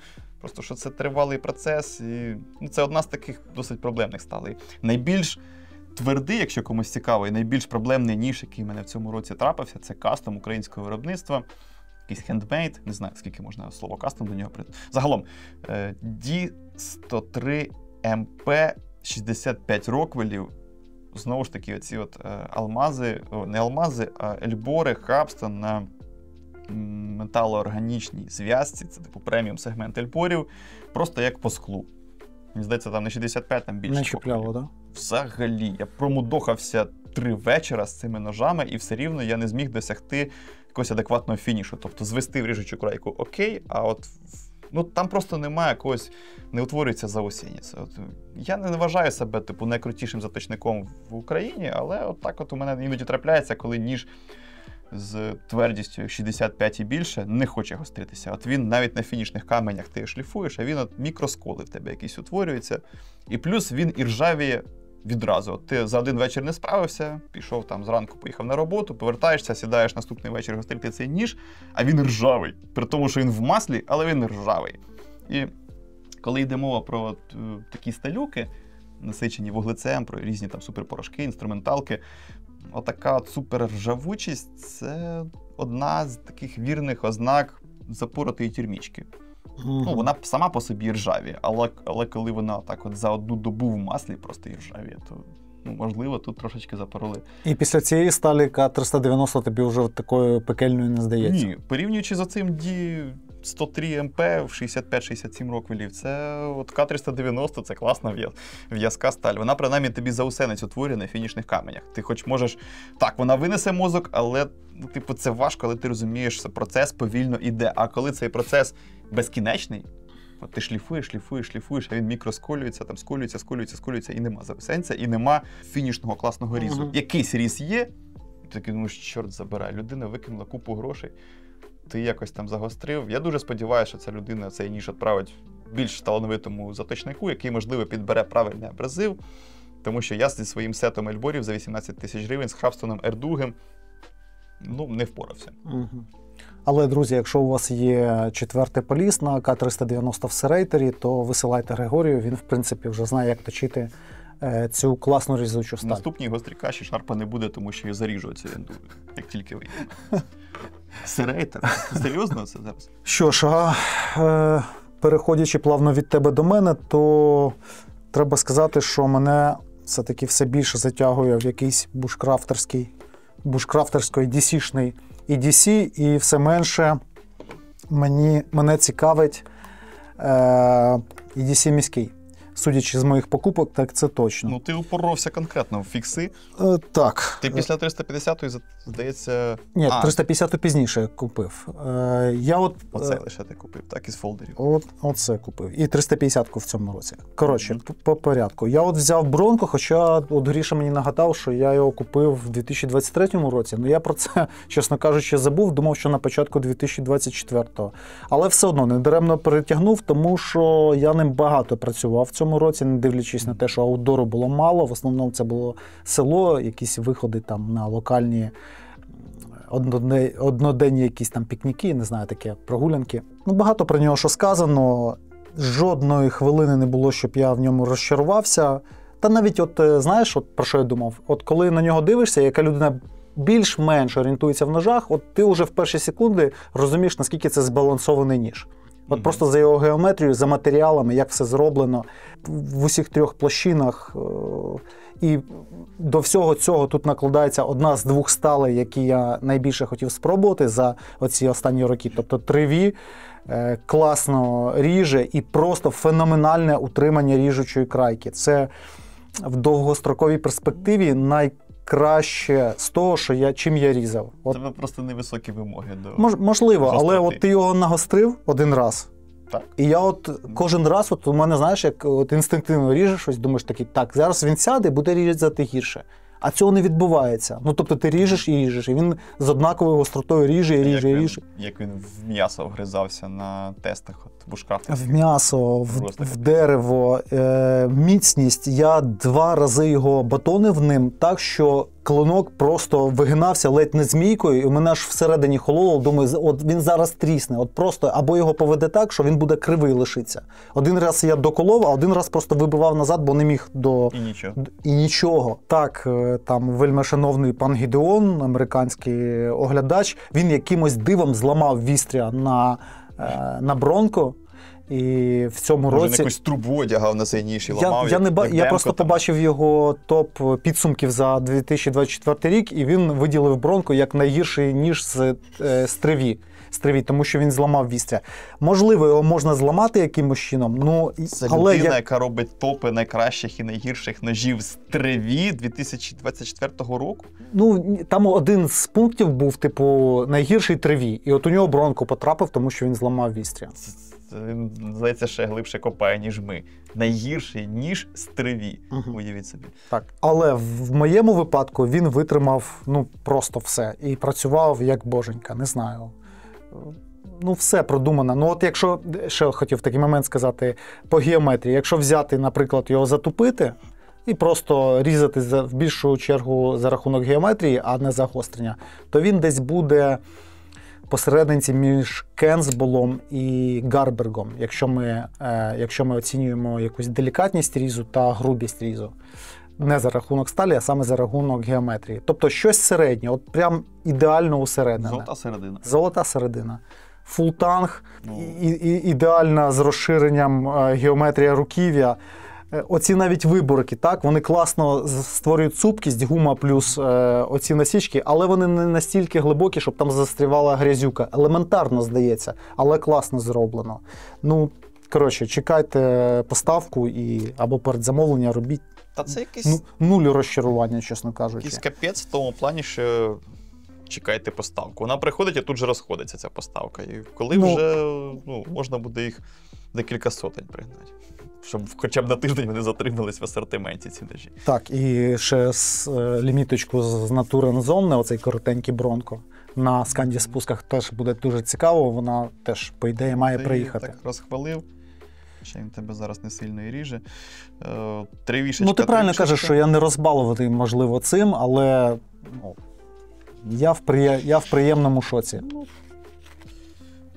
Для роботи поза містом цього достатньо. Якщо ви хочете там голитися кожен ранок, то це не та гострота. Але триві – це не скальпельна сталь, це сталь для аутдору. Сталь для роботи з деревиною, для колупань різних там, щоб ти міг і дерев'яшок собі нарубати цим ножем, і м'ясо потім порізати, а не возить по цим хрящам, цим клинком. Щоб була якась карбідістість, яка дозволяє тобі розібратися там з якимось зайчиком, в разі чого. І, до речі, гостриця, вона цілком адекватна, мені дуже сподобалась. Я коли гострив цей ніж, я прям таки отримав задоволення. По-перше, що дуже класно заслюсарений, рівномірно, немає якихось ям, немає оці, знаєш, коли ріжуча крайка під час загострення такою змією там іде, як на деяких... Що це у нас? Гербер був, то із 20-ки. Просто капець. І при тому складність загострення, я взагалі гострив його Т2 Борайдом. На рівні... Це найдешевше, так, Борайд? Чи ні? З Борайдів? Ні, я чому на цьому зауважив, що це Борайд Т2, він не для супер там твердих порошків. Це до 61, здається, рокова. Тут нема 60. Тут за відчуттями десь 59, так от може 58. Тобто вона не перекалена, вона не хапає там зірок з неба саме за рахунок твердості, але при цьому якась неймовірна в'язкість і приємність в обслуговуванні. Тобто Т2 Борайдом там сісти за годину, загострити його в ідеал, навіть покоцаний, не проблема взагалі. За відчуттями навіть легше, ніж 30-ку. Так, далі ось мені колеги подарували з рішеної подачі Несмок від Blade Brothers. Багато про нього казав, не буду повторюватись. Єдине, що я так для себе сформулював щодо цього ножа, що ви отримаєте від нього більше, ніж ви очікуєте до купівлі. Оце така загальна характеристика цього ножа. Коутри напишуть, що реклама. Можливо, але як чопер, як різак, як ніж по м'ясу, як великий польовий ніж, він зарекомендував себе класно. З тим загостренням, яке тут є, по заводу, не дивлячись на те, що тут 41.16? Так. Всього-навсього 41.16. ТЦО, але все рівно 41.16. І якщо шановні наші глядачі добре попросять Андрія Шарпа, він зніме окреме відео про свій досвід користування з цим ножем. А якщо не попросять, то він все одно зніме це відео. Коротше, як великий польовий ніж, дуже класне поліпшення Олександром Воробйом класичної форми Несмока від Джорджа Вашингтона Сірса. Він його збільшив, він зробив його кіншолоїдом, але переваг стало більше, ніж недоліків. Ось цей ніж. Це свого часу він став певним таким викликом до мене, тому що було багато хейту від глядачів, був деякий хейт від тут внутрішнього нашого середовища, в тому числі і від Гріші. Та ладно. Мені то цей ніж подобається. Я знаю, що Івану дуже не подобається цей ніж. Івану теж не подобається. Багато кому не подобається. І от кульмінаційним якимось таким для мене стало те, що, я такий думаю, ну люди, ви що не розумієте, що це допоміжний ніж. Допоміжний. Так його саме через це і хейтять, він ніякий як Так допоміжний. навіщо допоміжний маленький ніж номер 2 оцінювати за критеріями повнорозмірного ножа? Ну це ж тупо. Давай не будемо знову ворошити оце кубло. Так, а що ворошити? Ну, дивись, коли ти щось купуєш, ти це купуєш за певною логікою. Правильно? Якщо це ніж допоміжний, то я його і беру як допоміжний до якогось повноцінного ножа, до такого чи такого. І в цій якості, я ним зовсім не розчарований. Тобто для тих робіт, яких я використовував, там грибочки, дерев'яшки, длубання, якісь підрізання, курочку там ми з тобою розробляли, він все це робить нормально. Нормальний малючок, іскри висікає, подуть на тебе можна, коли тобі дурно стає в студії. Тобто для всіх цих робіт він справляється нормально, і я про його купівлю, Гріша, не жалію. Жодного разу. Головне, щоб тобі подобалось. Знаєш, це саме той випадок, коли фломастери там, різні на смак. Да. Різні. Нехай це. Тобі подобається цей синій фломастер. Зетеха. Тут історія банальна. Перший ніж на магнакаті, який з'явився у нас в продажі. Серйозно? Так. Перший ніж на магнакаті? Перший ніж на магнакаті, який з'явився у нас в продажі. А не Kershaw Launch? Ні, не впевнений, ні. Це ми ще на початку року, я там прибіг до пана Юрія, кажу, там лімітка. З магнакату у нас нічого немає. Перший ніж, який з'явився з магнакату, улюблений бренд, стара школа ЗТ, 350 модель, яка багато кому не дає спокою, тому тут все зійшлося в одне. А тепер уже магнакат. Не той, що був тоді, ще рік назад. Але не жалію, класний ніж, всім подобається.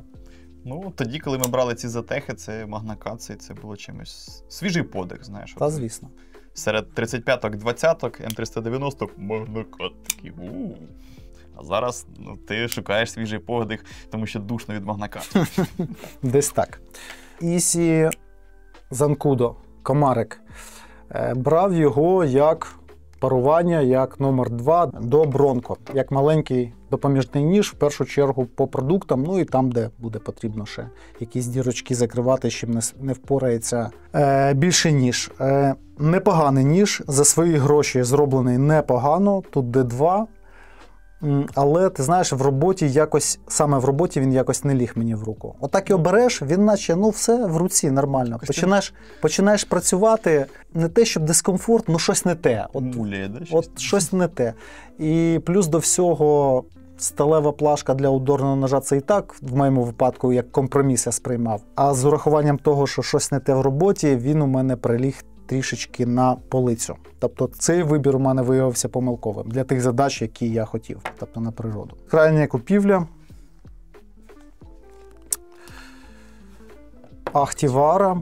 Шикарний ніж. На жаль, через хворобу ще не довелося мені його так повноцінно затестити на природі, в лісі, по дереву.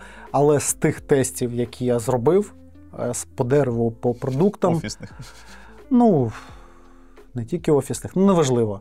З тих небагатьох тестів, які я зробив, то вся та хвальба в інтернеті, вона не перебільшена, абсолютно. Це така маленька лісова піранія, я б сказав би.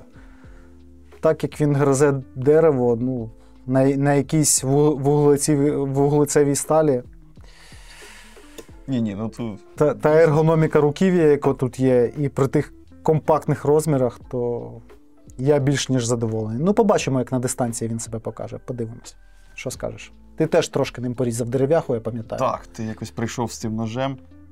Я навіть трохи здивувався. Я то розумів, що ти цю вару купиш, але що так скоро. І порізавши там якийсь брусочок в офісі, тестовий дрючок, теж оцінив оцей фінський спуск. Це ж навіть не скільки сканді, скільки саме фінський, тому що зацініть, яка висота, і він без підводу. Височезний спуск в нуль, і при цьому дуже гостро зведений. Підводу немає. Як потрібно буде загострити цей ніж, видали мій номер. Про це пізніше поговоримо.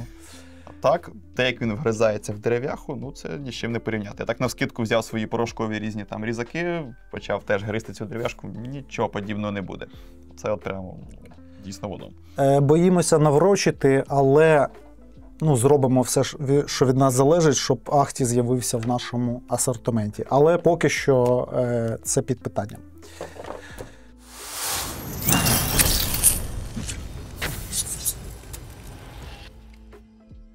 Друзі, всім привіт! Нарешті ми зібрали цю суму в 100 тисяч гривень на потреби 78-го окремого полку десантно-штурмових військ. Ми дякуємо всім вам за те, що ви приймали участь, за те, що донатили, тому що хто, як не ми. І в нас сьогодні 2 призи. Це у Яни ніж фіксований. так, Хель Тамагамі, це буде друге місце. І за перше місце Спайдерка Paramilitary 2 в кольорі Кама. І так, у нас параметри розіграшу. Умови були такі, що сума має бути кратна 100 гривень. І у нас кількість переможців 2. Перше місце отримує складень Спайдерка Paramilitary, а друге місце Хейль. Погнали. Показати учасників. Так, і в нас перемішати та розіграти. Підтверджую. Визначаємо переможців. І так, перше місце Микола. Він отримує Спайдерка Paramilitary 2. І задонатив він 100 гривень. І друге місце Михайло. Сума донатів 400 гривень. Ми вітаємо переможців і дякуємо всім, що ви допомагаєте нашій армії разом з нами. До наступних розіграшів і банок, і зборів. Да, Яна? і до перемоги. І до перемоги.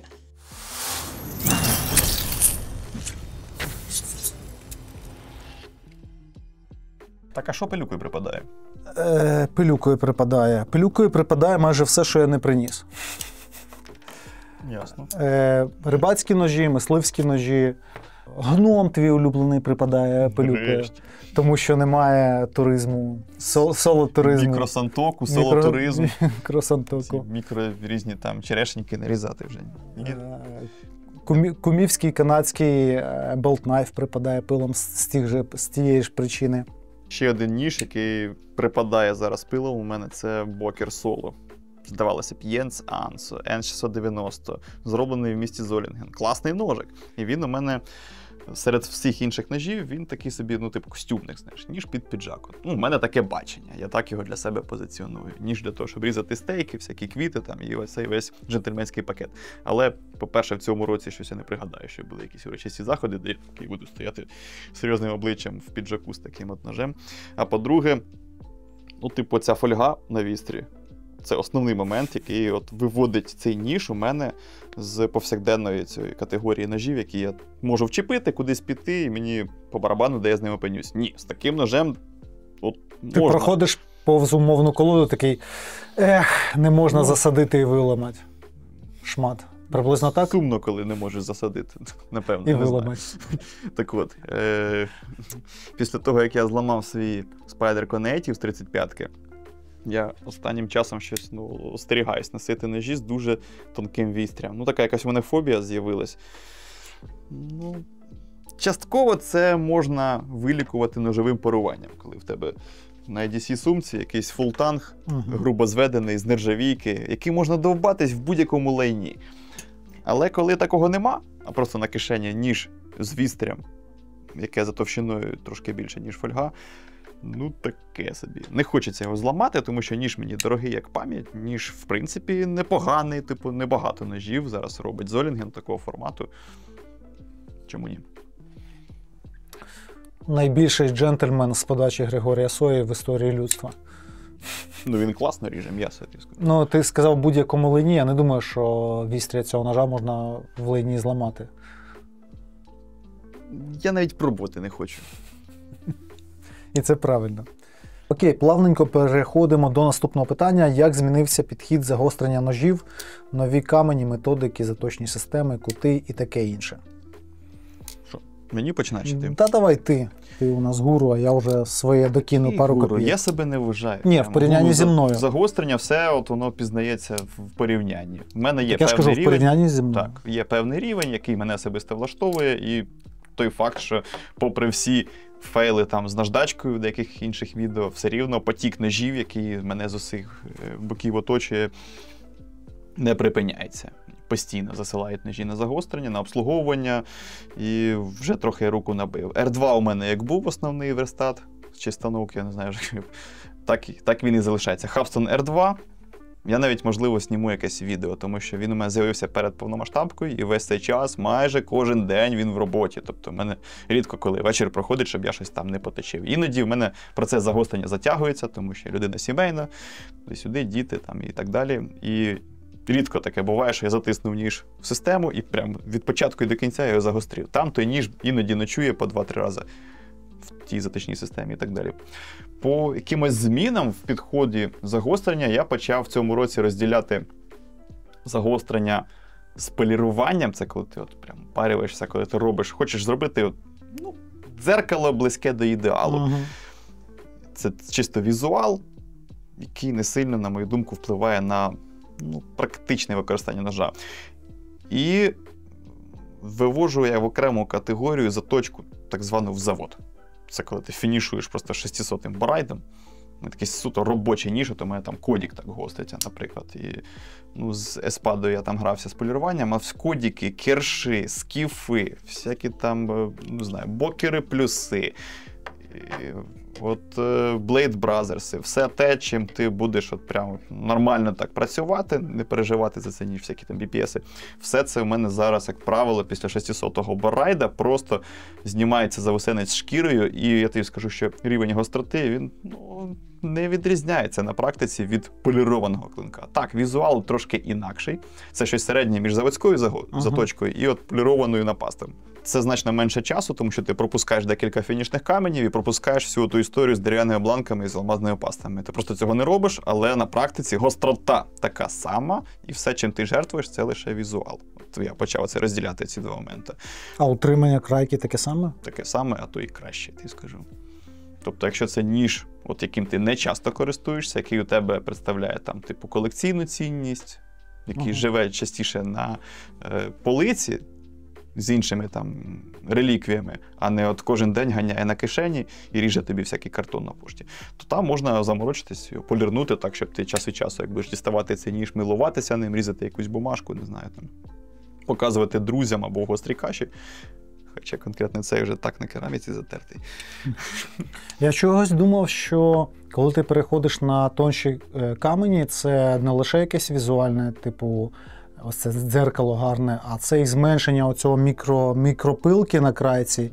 І я думав, що чим менше зуб, тим важче його зламати, і тим триваліше буде загострення триматися. Чи 600-й камінь – це вже та золота середина, коли зуб і агресивний, великий по розміру, і він і міцний все ще. Дивись, 600-й синенький Т2 Борайт, він вже має досить дрібну грітність, і її цілком достатньо, щоб цей зуб був малесеньким.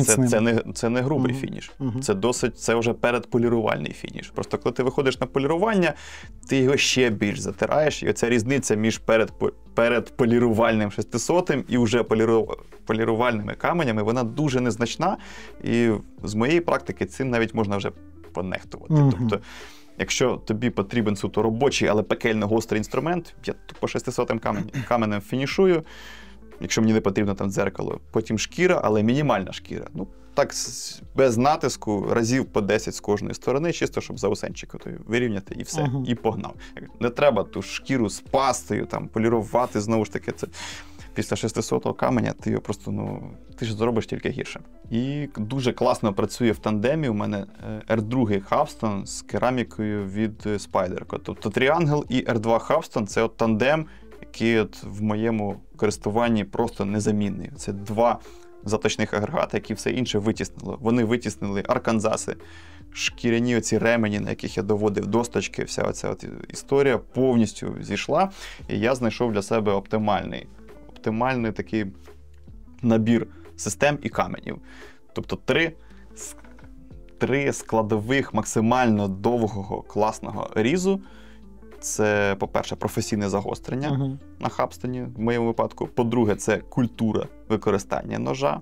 Не будеш там рубати скляні пляшки цим ножем і так далі, виковирювати якісь пробки. І по-третє, своєчасна і грамотна правка. От ці моменти, якщо їх дотримуватись, вони розтягують інтервал між загостреннями просто на роки. Роками я не гострю свої ножі. А ти на тріанглі правиш між загостреннями? Ти не використовуєш тріангл як доводочний оцей камінь після загострення? Ні. Тільки між загостреннями, так? Підправити ріжучу крайку.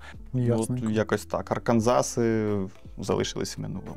По каменям, якщо комусь цікаво, в мене досить скромний сет, але він перекриває, по-перше, всі ножі, всі сталі, все, що мені приходить, включаючи там суперпорошки. Що в мене? Т2 від 220 по 600. Т2 комплект, як широких, так і вузьких. Потім для обдирки Ruby і CSHD, я про них часто згадую, це ці водники від Борайда, які насправді там і на суху нормально гризуть. Це для обдирки в тих випадках, коли не хочеться брати грубий алмаз, або шкода брати ельбор дорогущий, і юзаються ці камені. Для полірування в мене 1200-й Boride Polished Choice, оцей от PC-серія, шикарний камінь, просто в дзеркало поліровує. Тобто це перед пастами це оптимальний камінь. Після 600-го, 1200-й і потім бланки з пастами. Для полірування, знову ж таки, дерево з алмазними пастами. 2 грітності я використовую зараз найбільше. Я відмовився від всіх паст, окрім 7 на 5 і 3 на 2. 2 грітності, які ідеально працюють. Я, знову ж таки, не маніяк. Я не буду там декілька вечорів лише полірувати клинок, щоб він був з ідеальним дзеркалом. Я настільки не опарююсь. Є люди, які це роблять. Я поки що чи не доріс до цього, чи просто не бачив в цьому для себе якогось сенсу. У мене не настільки багато вільного часу, і я не настільки прям в це хобі заточне в повній мірі окунувся. У мене є чим зайнятися попри це. Ну, це для тебе воно здається, що ти не занурюєшся. Те, що ти розказав, то для мене це якийсь просто щось нереальне. У мене аж в горлі пересохло від твоєї оповідки, а ти кажеш, що це несерйозно. Це я ще тобі не розказав про ельбори. Ельбори Хабстон. Це полтавський, здається, завод їх робить. На металоорганічній зв'язці це найдорожчі ельбори, це преміум-сегмент. Щось близько 17 тисяч за комплект. Ну, це от уже всі там М390, тому що уяви собі... Можна я своє не буду розказувати тоді?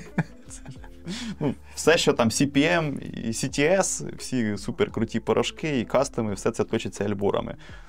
Алмази практично повністю в мене витіснилися. Алмазами зараз за рідкісним випадком користуюсь, коли хочеться на швидкоруч обдерти в якийсь вшатаний там скіф, наприклад. Присилають скіф, а на ньому живого місця немає. Розумію, що навіть 220-м Борайдом я там буду мучитись дуже довго. Це коли пересформувати тобі треба крайку. Так, коли там робили, що попало, коли там точили з однієї сторони на 30 градусів, з іншої на 50, не доводили до заусенця, там дивишся, там просто кошмар. І поверх цього безобразія тобі потрібно утворити наново симетричну, гарну ріжучу крайку, рівнесеньку. Ти береш дешевий гальванічний алмаз, який погнав, от тут 9 хром 18, не страшно, що там якось шматками повилітає, тому що в порошки лізти дешевою гальванікою, це трохи не то.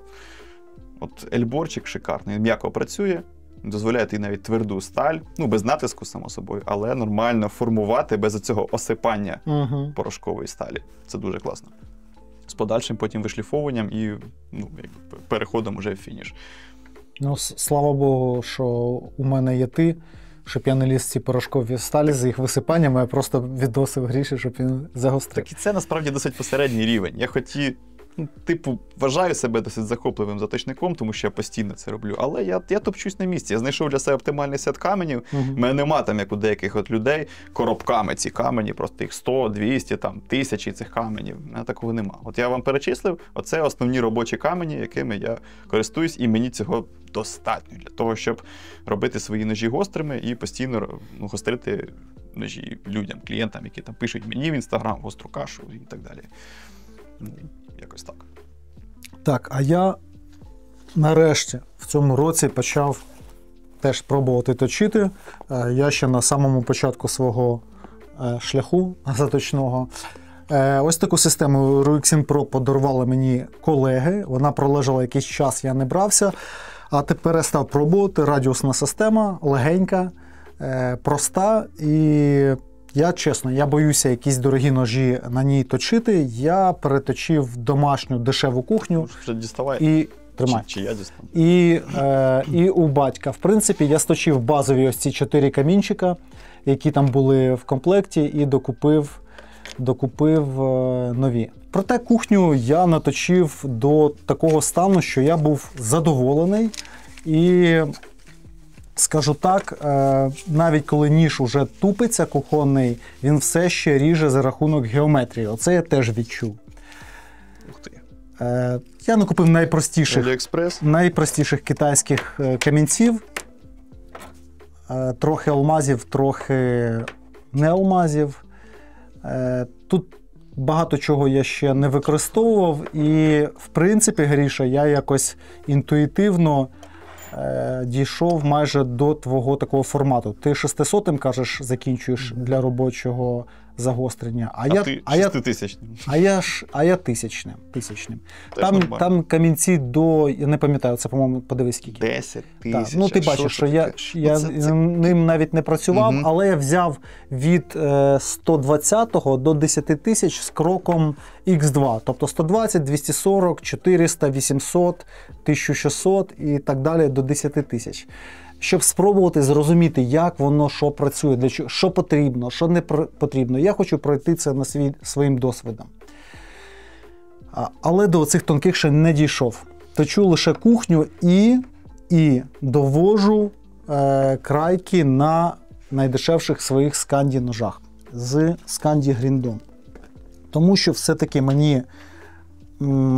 мені радіусна система поки що не близька. Мені поки що імпонує от прямо на якомусь інтуїтивному рівні загострення на руках. Тому паралельно я от збираю такий комплект, щоб плавненько перейти на роботу на руках. Ну отак ми покажемо. Отак. І це ти мене якимось ненормальним заточником назвав. Ну чому? Дивись, тут не так багато. Дивись, ну, дійсно. У нас є ось такий дешевий руіксінівський, здається, зажим, чи хто у нас це робить? Затискач від... Чи Рісам, чи Рісам. Рісам, здається. Цим китайцям треба потренуватися якось в назвах. Вони якісь всі схожі. Рісам, так. Я купив собі ось такий Нортон масляний. От чомусь теж, я небагато що в цьому розуміюся, але от завжди для мене от водяні камні, вони якісь, ну якось не таку довіру у мене викликали, як от масляні. Притому, наслухавшись тебе, Сергія, надивившись там якихось відосів, я от прийшов до того, що я хочу на маслі точити. От хоч ви мене вбити, я хочу на маслі. Ось такий класичний Індія Нортон, комбінашка, там, здається, 150-400. Це дві окремі взагалі заточні школи. Комусь більше подобаються водники, комусь масла. Але 150-400, тобто такий обдирочно формуючий камінь. І другим я хочу докупити Hard і Soft Arkansas, зробити з нього теж комбінашку в таких же розмірах. Це вже такі доводочні камні, чи як це сказати правильно. На Арканзасах. Так як я не планую гострити порошки, а приносити їх ріжчі, то мені поки що цього набору вистачить. І дощечка зі шкірою, з 2 різними пастами. В моєму випадку, вибач, я закінчу, з сірим та блакитним діалюксом середньої та високої полірувальної здатності, чи як це правильно сказати. Ну і мастила. І тут ще один. Я зробив собі заточний кубик. Ця людина на мене дивилася такими очима, коли я перераховував свої ці скромні пожитки. Слухай, я це зробив. Людина з заточним кубиком, в принципі, не може нікого називати заточним маньяком там, чи придурком. Ну і куди вже? Це, мені здається, це вже клініка. Я це зробив для сокири. От дивися, оці всі камінчики, які пропонує Рісам, які пропонує, що у нас, Ланські, кругляші оці. Шайба. Блін, вони тоненькі, ти не можеш за нього так... Тобі треба якось отак хапатися, щоб лезом собі не зрізати кінчики пальців. І це настільки незручно. Я от пробував, вони класно гризуть ті сталі, з яких робиться сокира. Але тобі хочеться схопитися отак. Ну, щоб утримувати його якось зручно, отак, і гострити. Я взяв той самий Нортон, купив 2 маленьких обрізаних Нортона Крісалон, якась там 120-та, по-моєму, теж 400-та грітність, і зробив собі заточний кубик для сокир. Ні, ну ти молодець. Я думав, в цій гострій каші вже нічого оригінального не буде, нічого не прозвучить, але заточний кубик, я ніколи в тебе цього не бачив. І 2 масла. Нортонівське для Нортона, і ось для майбутнього Арканзаса я ще денчик собі прикупив. Знаєш, це як в тому приколі про перше правило принтера. Нікому не кажи, що в тебе є принтер. От так з заточкою. Чим більше ти розказуєш, як ти класно гостриш всякі там Rexis 120, тим більше тобі в це приносять. Як з ZTEC 350. От розхвалив ZTEC, класний ножик, Магнака, там, Кеноніо, стара школа. На тобі 20 ножів на заточку, полосатих, займайся. Тебе ж є там R2. Так. І ще одне, коли я купив собі Нортон, дощечку я замовив такого ж розміру. Прямо от в міліметр, щоб напрацьовувати ось цю механіку рефлекторну, щоб все було однакового розміру. Тренуюся, точу, сканді пробую гострити, починаю на руках, ну і закінчую, звісно, я на радіальній системі, тому що тонкого каменя у мене поки що немає. Що ти про все це думаєш, Ріш? Ти якось в попередній гострій каші сказав, що ми 2 ножових придурка плюс-мінус з одного куща. В плані загострення ми з різних кущів. Бачите, тобі більше імпонує ця от самурайська історія з точінням на каменях. Я від цього відійшов. Ну, ти з цього ж теж починав, так, правда? Так. Слухай, я 2 Арканзаса стер практично в нуль. Я свою оцю от історію пройшов, але зараз мені от достатньо, як я вже казав, R2 плюс Spyderco Triangle. Це тупо на все життя комплект, який дозволяє тобі мінімально паритися. Купуєш нормальні камені, один раз гостриш ножик. Я зараз, до речі, починаю експериментувати з більш гострими кутами. Я раніше не сильно впарився в цьому плані. Міг там половину ножів, в принципі, в 40 градусів гострить. Угу. І мене це не турбувало. А зараз я починаю придивлятися до зведення, до геометрії клинка і шукати навіть на етапі обдирки максимально оптимальний кут загострення. Тобто я вже настільки упарююсь, що, наприклад, обдираю ножик там в 36, якийсь різучий ножик, дивлюсь на 36 градусах, не такий вже й широкий підвод. Думаю, а ну-ка попущу і переобдираю його в 34. Дивлюсь, от тут уже краще. Тобто я шукаю оптимальний баланс між шириною підводу і максимально гострим кута. Так, щоб витиснути з цієї геометрії максимальний різ за рахунок гостроти кута, але не сильно жертвувати крихкістю, стійкістю крайки. Тобто такі різні моменти. Воно більше інтуїтивно виходить, але цілком мені подобається результат, який я досягаю. Якось так. Тобто у мене така йде тенденція зараз на зменшення кутів. Хоча це все і від ножа залежить. Якщо розглядати 40 градусів, як там основний універсальний кут загострення складених ножів, то дивіться, є такий бренд, як Spyderco, і такий бренд, як ZT. Не кожен ZT ти в 40 градусів в принципі загостриш. Там бувають такі 44, 46 градусів на деяких моделях. Тому що коли ти гостриш ZT Сінкевича в 40, то тебе там подвод просто уродський, майже сканді виходить. І не всім це подобається. На шабельному спуску в тебе ще сканді утворюється. Так, дурдом. І з іншого боку, Spyderco, який загострити в 40 градусів, це просто злочин. За таке потрібно давати по морді. Так що ти про мої набори скажеш? Оці 10 тисяч китайські, 6 тисяч, я думаю, тобі не сильно потрібні, тому що ти, можливо, я не правий, але мені здається, не сильно ти реалізуєш цей ультратонкий фініш на своїй заточній системі. Вона легка. Ти погоджуєшся, що якісь дорогі ножі на такій системі, таке. Сергій, він, до речі, різні ножі точить на подібному апараті, але він його вдосконалював. Він там цю штангу потужну докупав на шестеренчатому цьому приводі, чи як це назвати, там ще якісь штуки. Поступово зміна. Не так, що ти відкрутив стопорний гвинт, і просто в тебе ця вся шарова опора літає по штангі, а там ти крутиш колесо і шестеренкою там, по храповіку ти подимаєш, опускаєш. Це більш інноваційна система, вона зараз дуже модна, хоча я нею не користуюсь. У мене є муфта різьбова, яка дозволяє тонке налаштування, а ми все це під зйомом біролами покажемо, щоб зрозуміло було. Тобто це дві різні, так би мовити, історії. Загалом, до чого я це кажу? Що, в принципі, не варто боятися не дешевих систем через якусь їхню там дешевизну, а недорогих через їхню велику вартість. Кожна система, вона плюс-мінус створена для певних задач. Якщо ось такий Ruixin – це більш любительська штука, як я, там точити кухонні ножі, то проблем ніяких навіть у новачка не буде. Ви все зробите нормально, навіть з першого разу, якщо не будете там поспішати.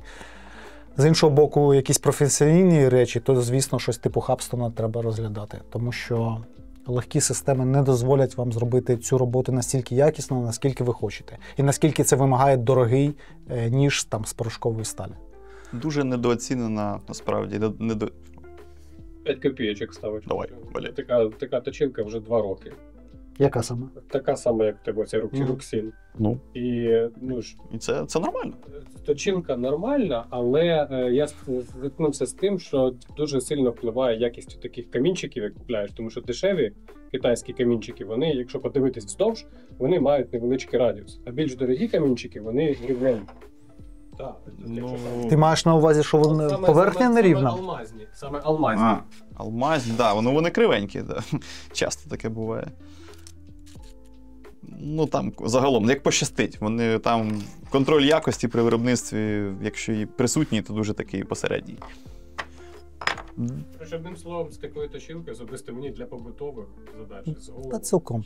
Я, до речі, ось такі більш широкі алмазики дешеві докупив. З одного боку, ти бачиш, там емульсія застряла. Я вирівнюю на ньому камінці на маленьких бланках, тобто як правило просто використовую швидко. Мені не треба... Інтегритність якось соблюдаєш? Совідносити? Так, тут, здається, 150, 400 і 600, здається. От щось таке. Я це роблю на порошку з карбідом кремнію. Ну, для моїх на склі з порошком. Для моїх задач це не так критично. Загострення ножів – це дуже недооцінене хобі. Багато цікавих моментів. Водники, масла, різне скло з порошками. Тобто там є де розгулятись, насправді. Рекомендую спробувати. Але, що цікаво, що ця штука мені один раз знадобилася саме не для правки каміння, а для загострення. Один раз я приїхав до батька, взявся точити його ножі, і тут заходить батько ззаду з таким тісаком, десь 40 сантиметрів клинок, такий якийсь радянський, я не знаю для чого це тісак, з м'якої вуглецевої сталі. Це тільки в Радянському Союзі можуть такі. І такий зазубрений, просто там зазубрений, я не знаю, там по кілька міліметрів, ну такий піратський, бармалейська піратська така шаблюка. І каже, а він щось там в садку, там якісь кущі рубає, копає, коріння вирубує цим ножем, ну просто ушатаний в нуль. І я таки думаю, якщо я візьму оце, то я буду просто... ось такий тоненький бланк, будь-який, то я просто буду оцей 40-сантиметровий клинок виводити просто зазубрений тиждень. Воно не потрібно. Це той випадок, коли реально потрібно піти до дяді Колі в ларьок, який робить дублікати ключів, віддати йому цю шаблю Бармалея, і він тобі за 40 гривень на тому... Згоден. Ну так як я вже точив, то я взяв оцю штуку більш широку, і в принципі я справився з задачею. Я, може, там не всі зазубрені, вже там дикі якісь я не виводив, але я його нагострив, цей тісак, для того, щоб він блубався в землі, рубав те коріння і рубав ті гілки, які він робив до цього. З досвідом ти вже починаєш навскидку розуміти, що раціонально, що ні. Щоб ти брав і там точив, а щоб навіть і не брався. Ну, в моєму випадку це досвід, і він тут безцінний. Ти його тільки так і наб'єш. Ось. Це як з настрілом. Ти без нього ніяк не обійдешся. Без настрілу ти стріляти нормально не будеш. Так само і з заточкою. Оцими кілограмами заточених ножів ти лише так досягаєш певного рівня, коли ти вже можеш там говорити про якусь експертність. Так, ножі, які хотілося б купити в 25-му році. Давай швиденько, фікси і потім фолдери. Так, якщо по мені, то в мене нічого не змінилося. 4-й Voyager я собі хочу. Я ще обираю там. Можливо, це буде Кріс. Багато хто мене підбиває на Кріса. Мені втрачати нема чого. Microtek Соколом давно хочу. Boker плюс Pocket Smatched.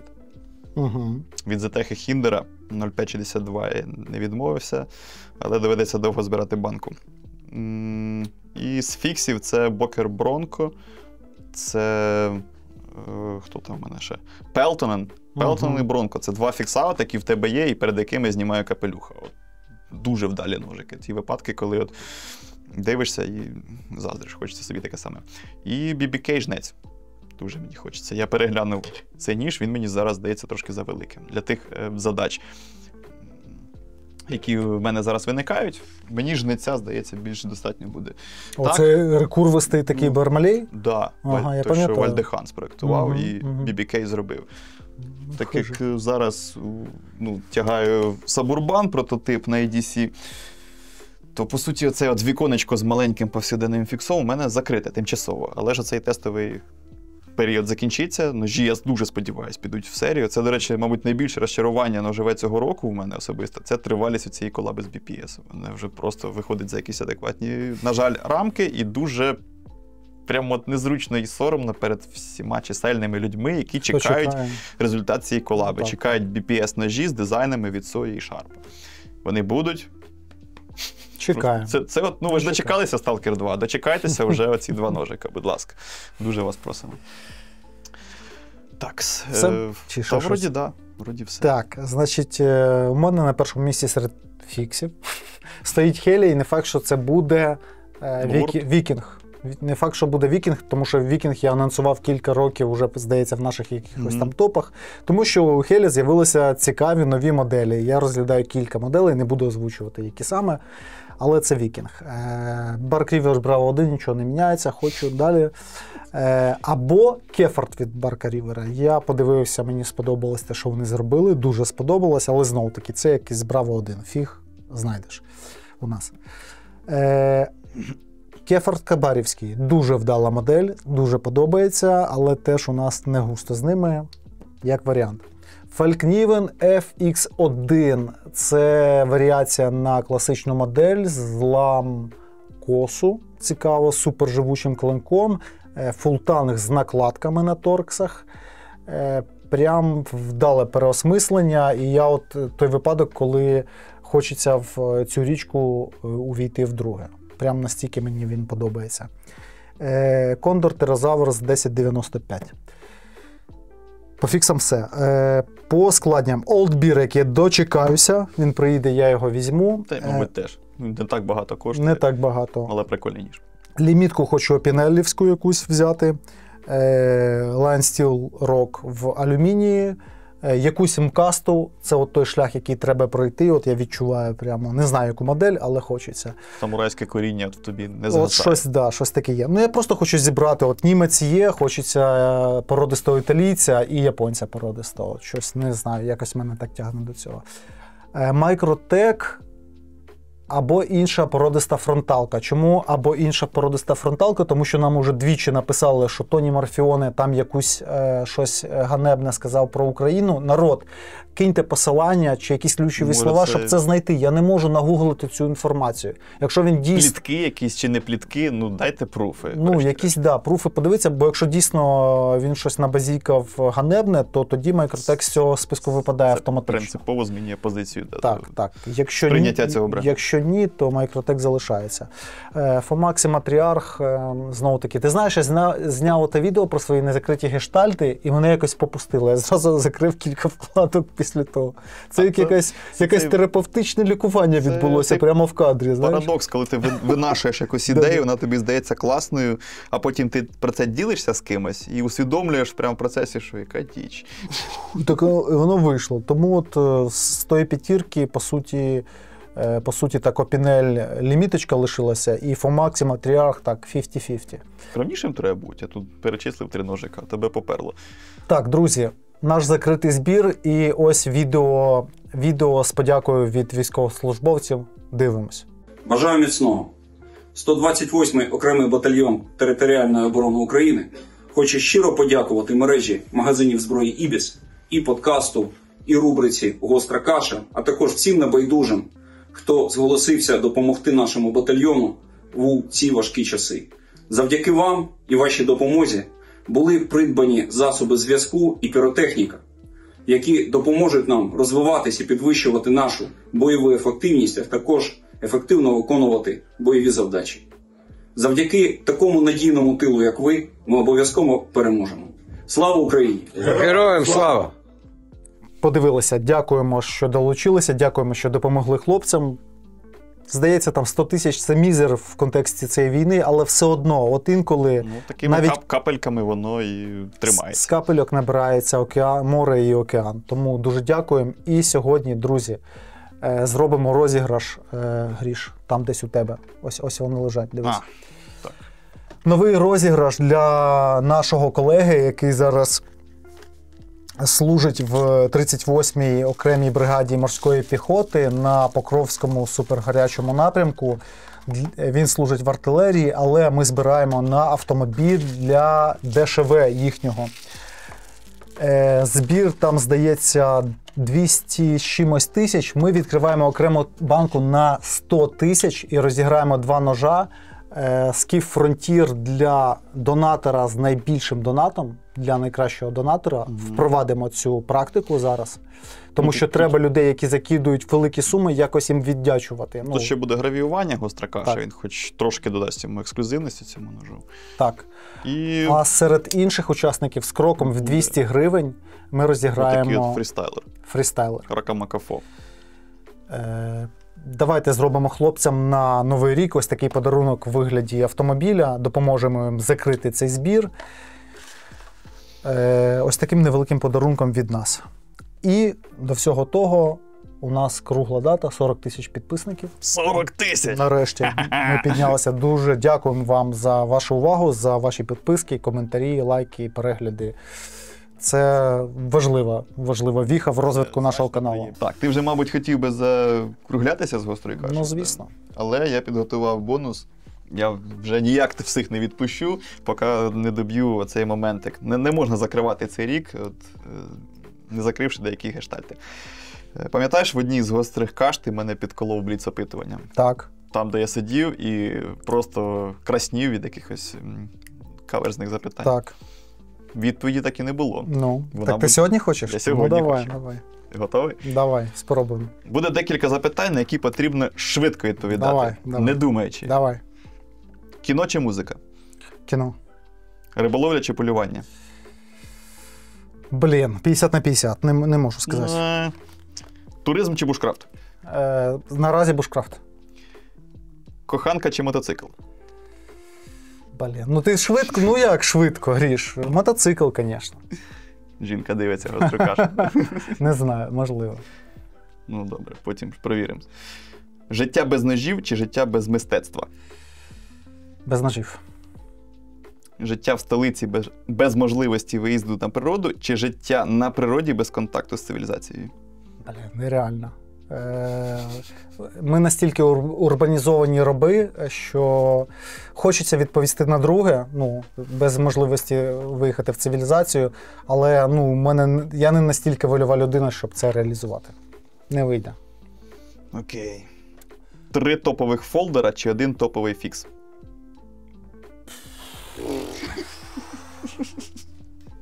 Фікс. Фікс. Триві чи магнакат? Триві. 5 ножових сталей, які залишаються на планеті Земля, всі інші будуть знищені. Бля. Хай буде триві, хай буде 14-й Сендвік, хай буде.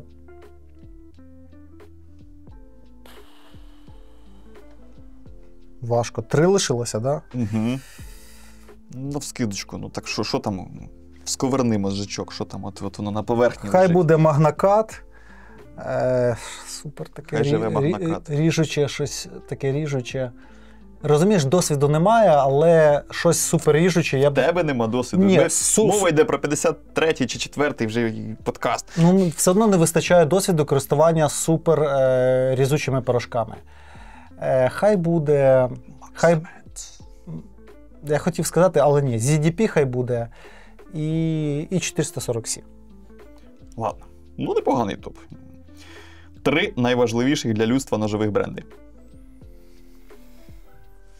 Які зараз існують, так? Чи загалом? Загалом. Ну, по-першому, я згоден з тобою, це Камілус. Жарт. Звісно, ні. Звісно, ні. Це Спайдерко. Угу.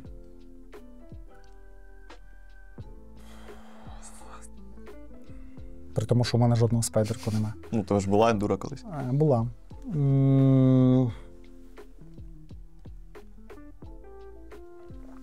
Оце так задачка. Це Мора. І Скіф не можна називати, так? Да? Скіф мав бути першим. І старий Cold Steel. Ні, ну сильно заявка. Добре. 3 найкращих українських ножових бренди. Це з усіма кастомами, майстрами, от просто от бренд, гучна назва. Blade Brothers.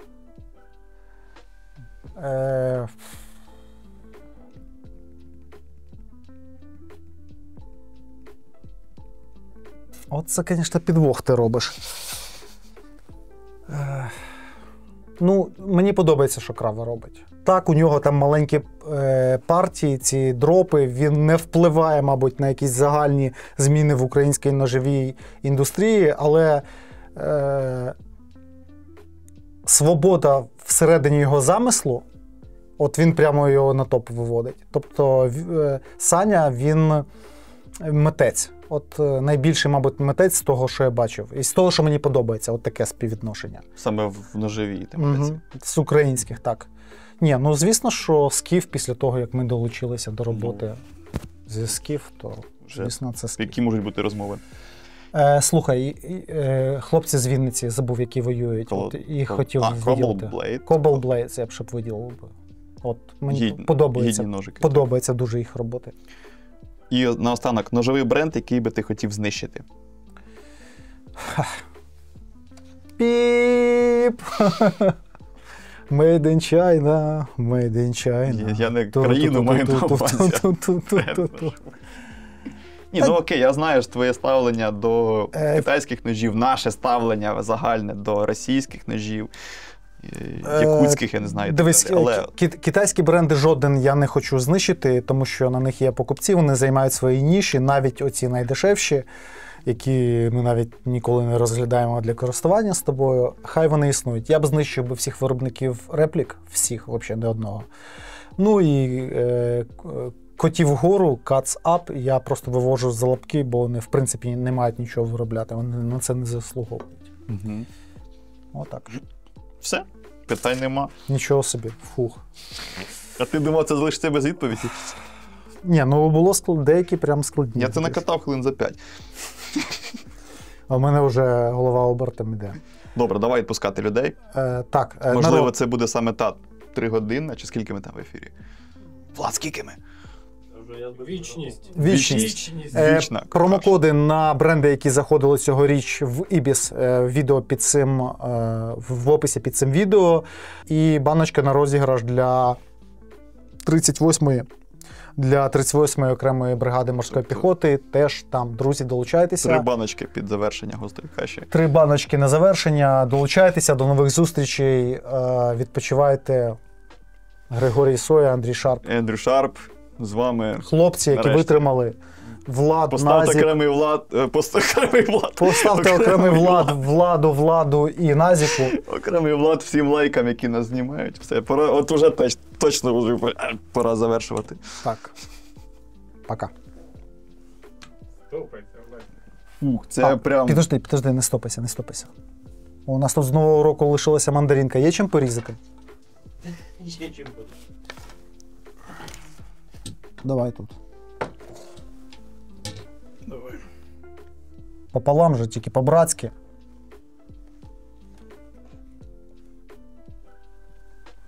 Дякую, Гріш. Ну, будьмо. Фух.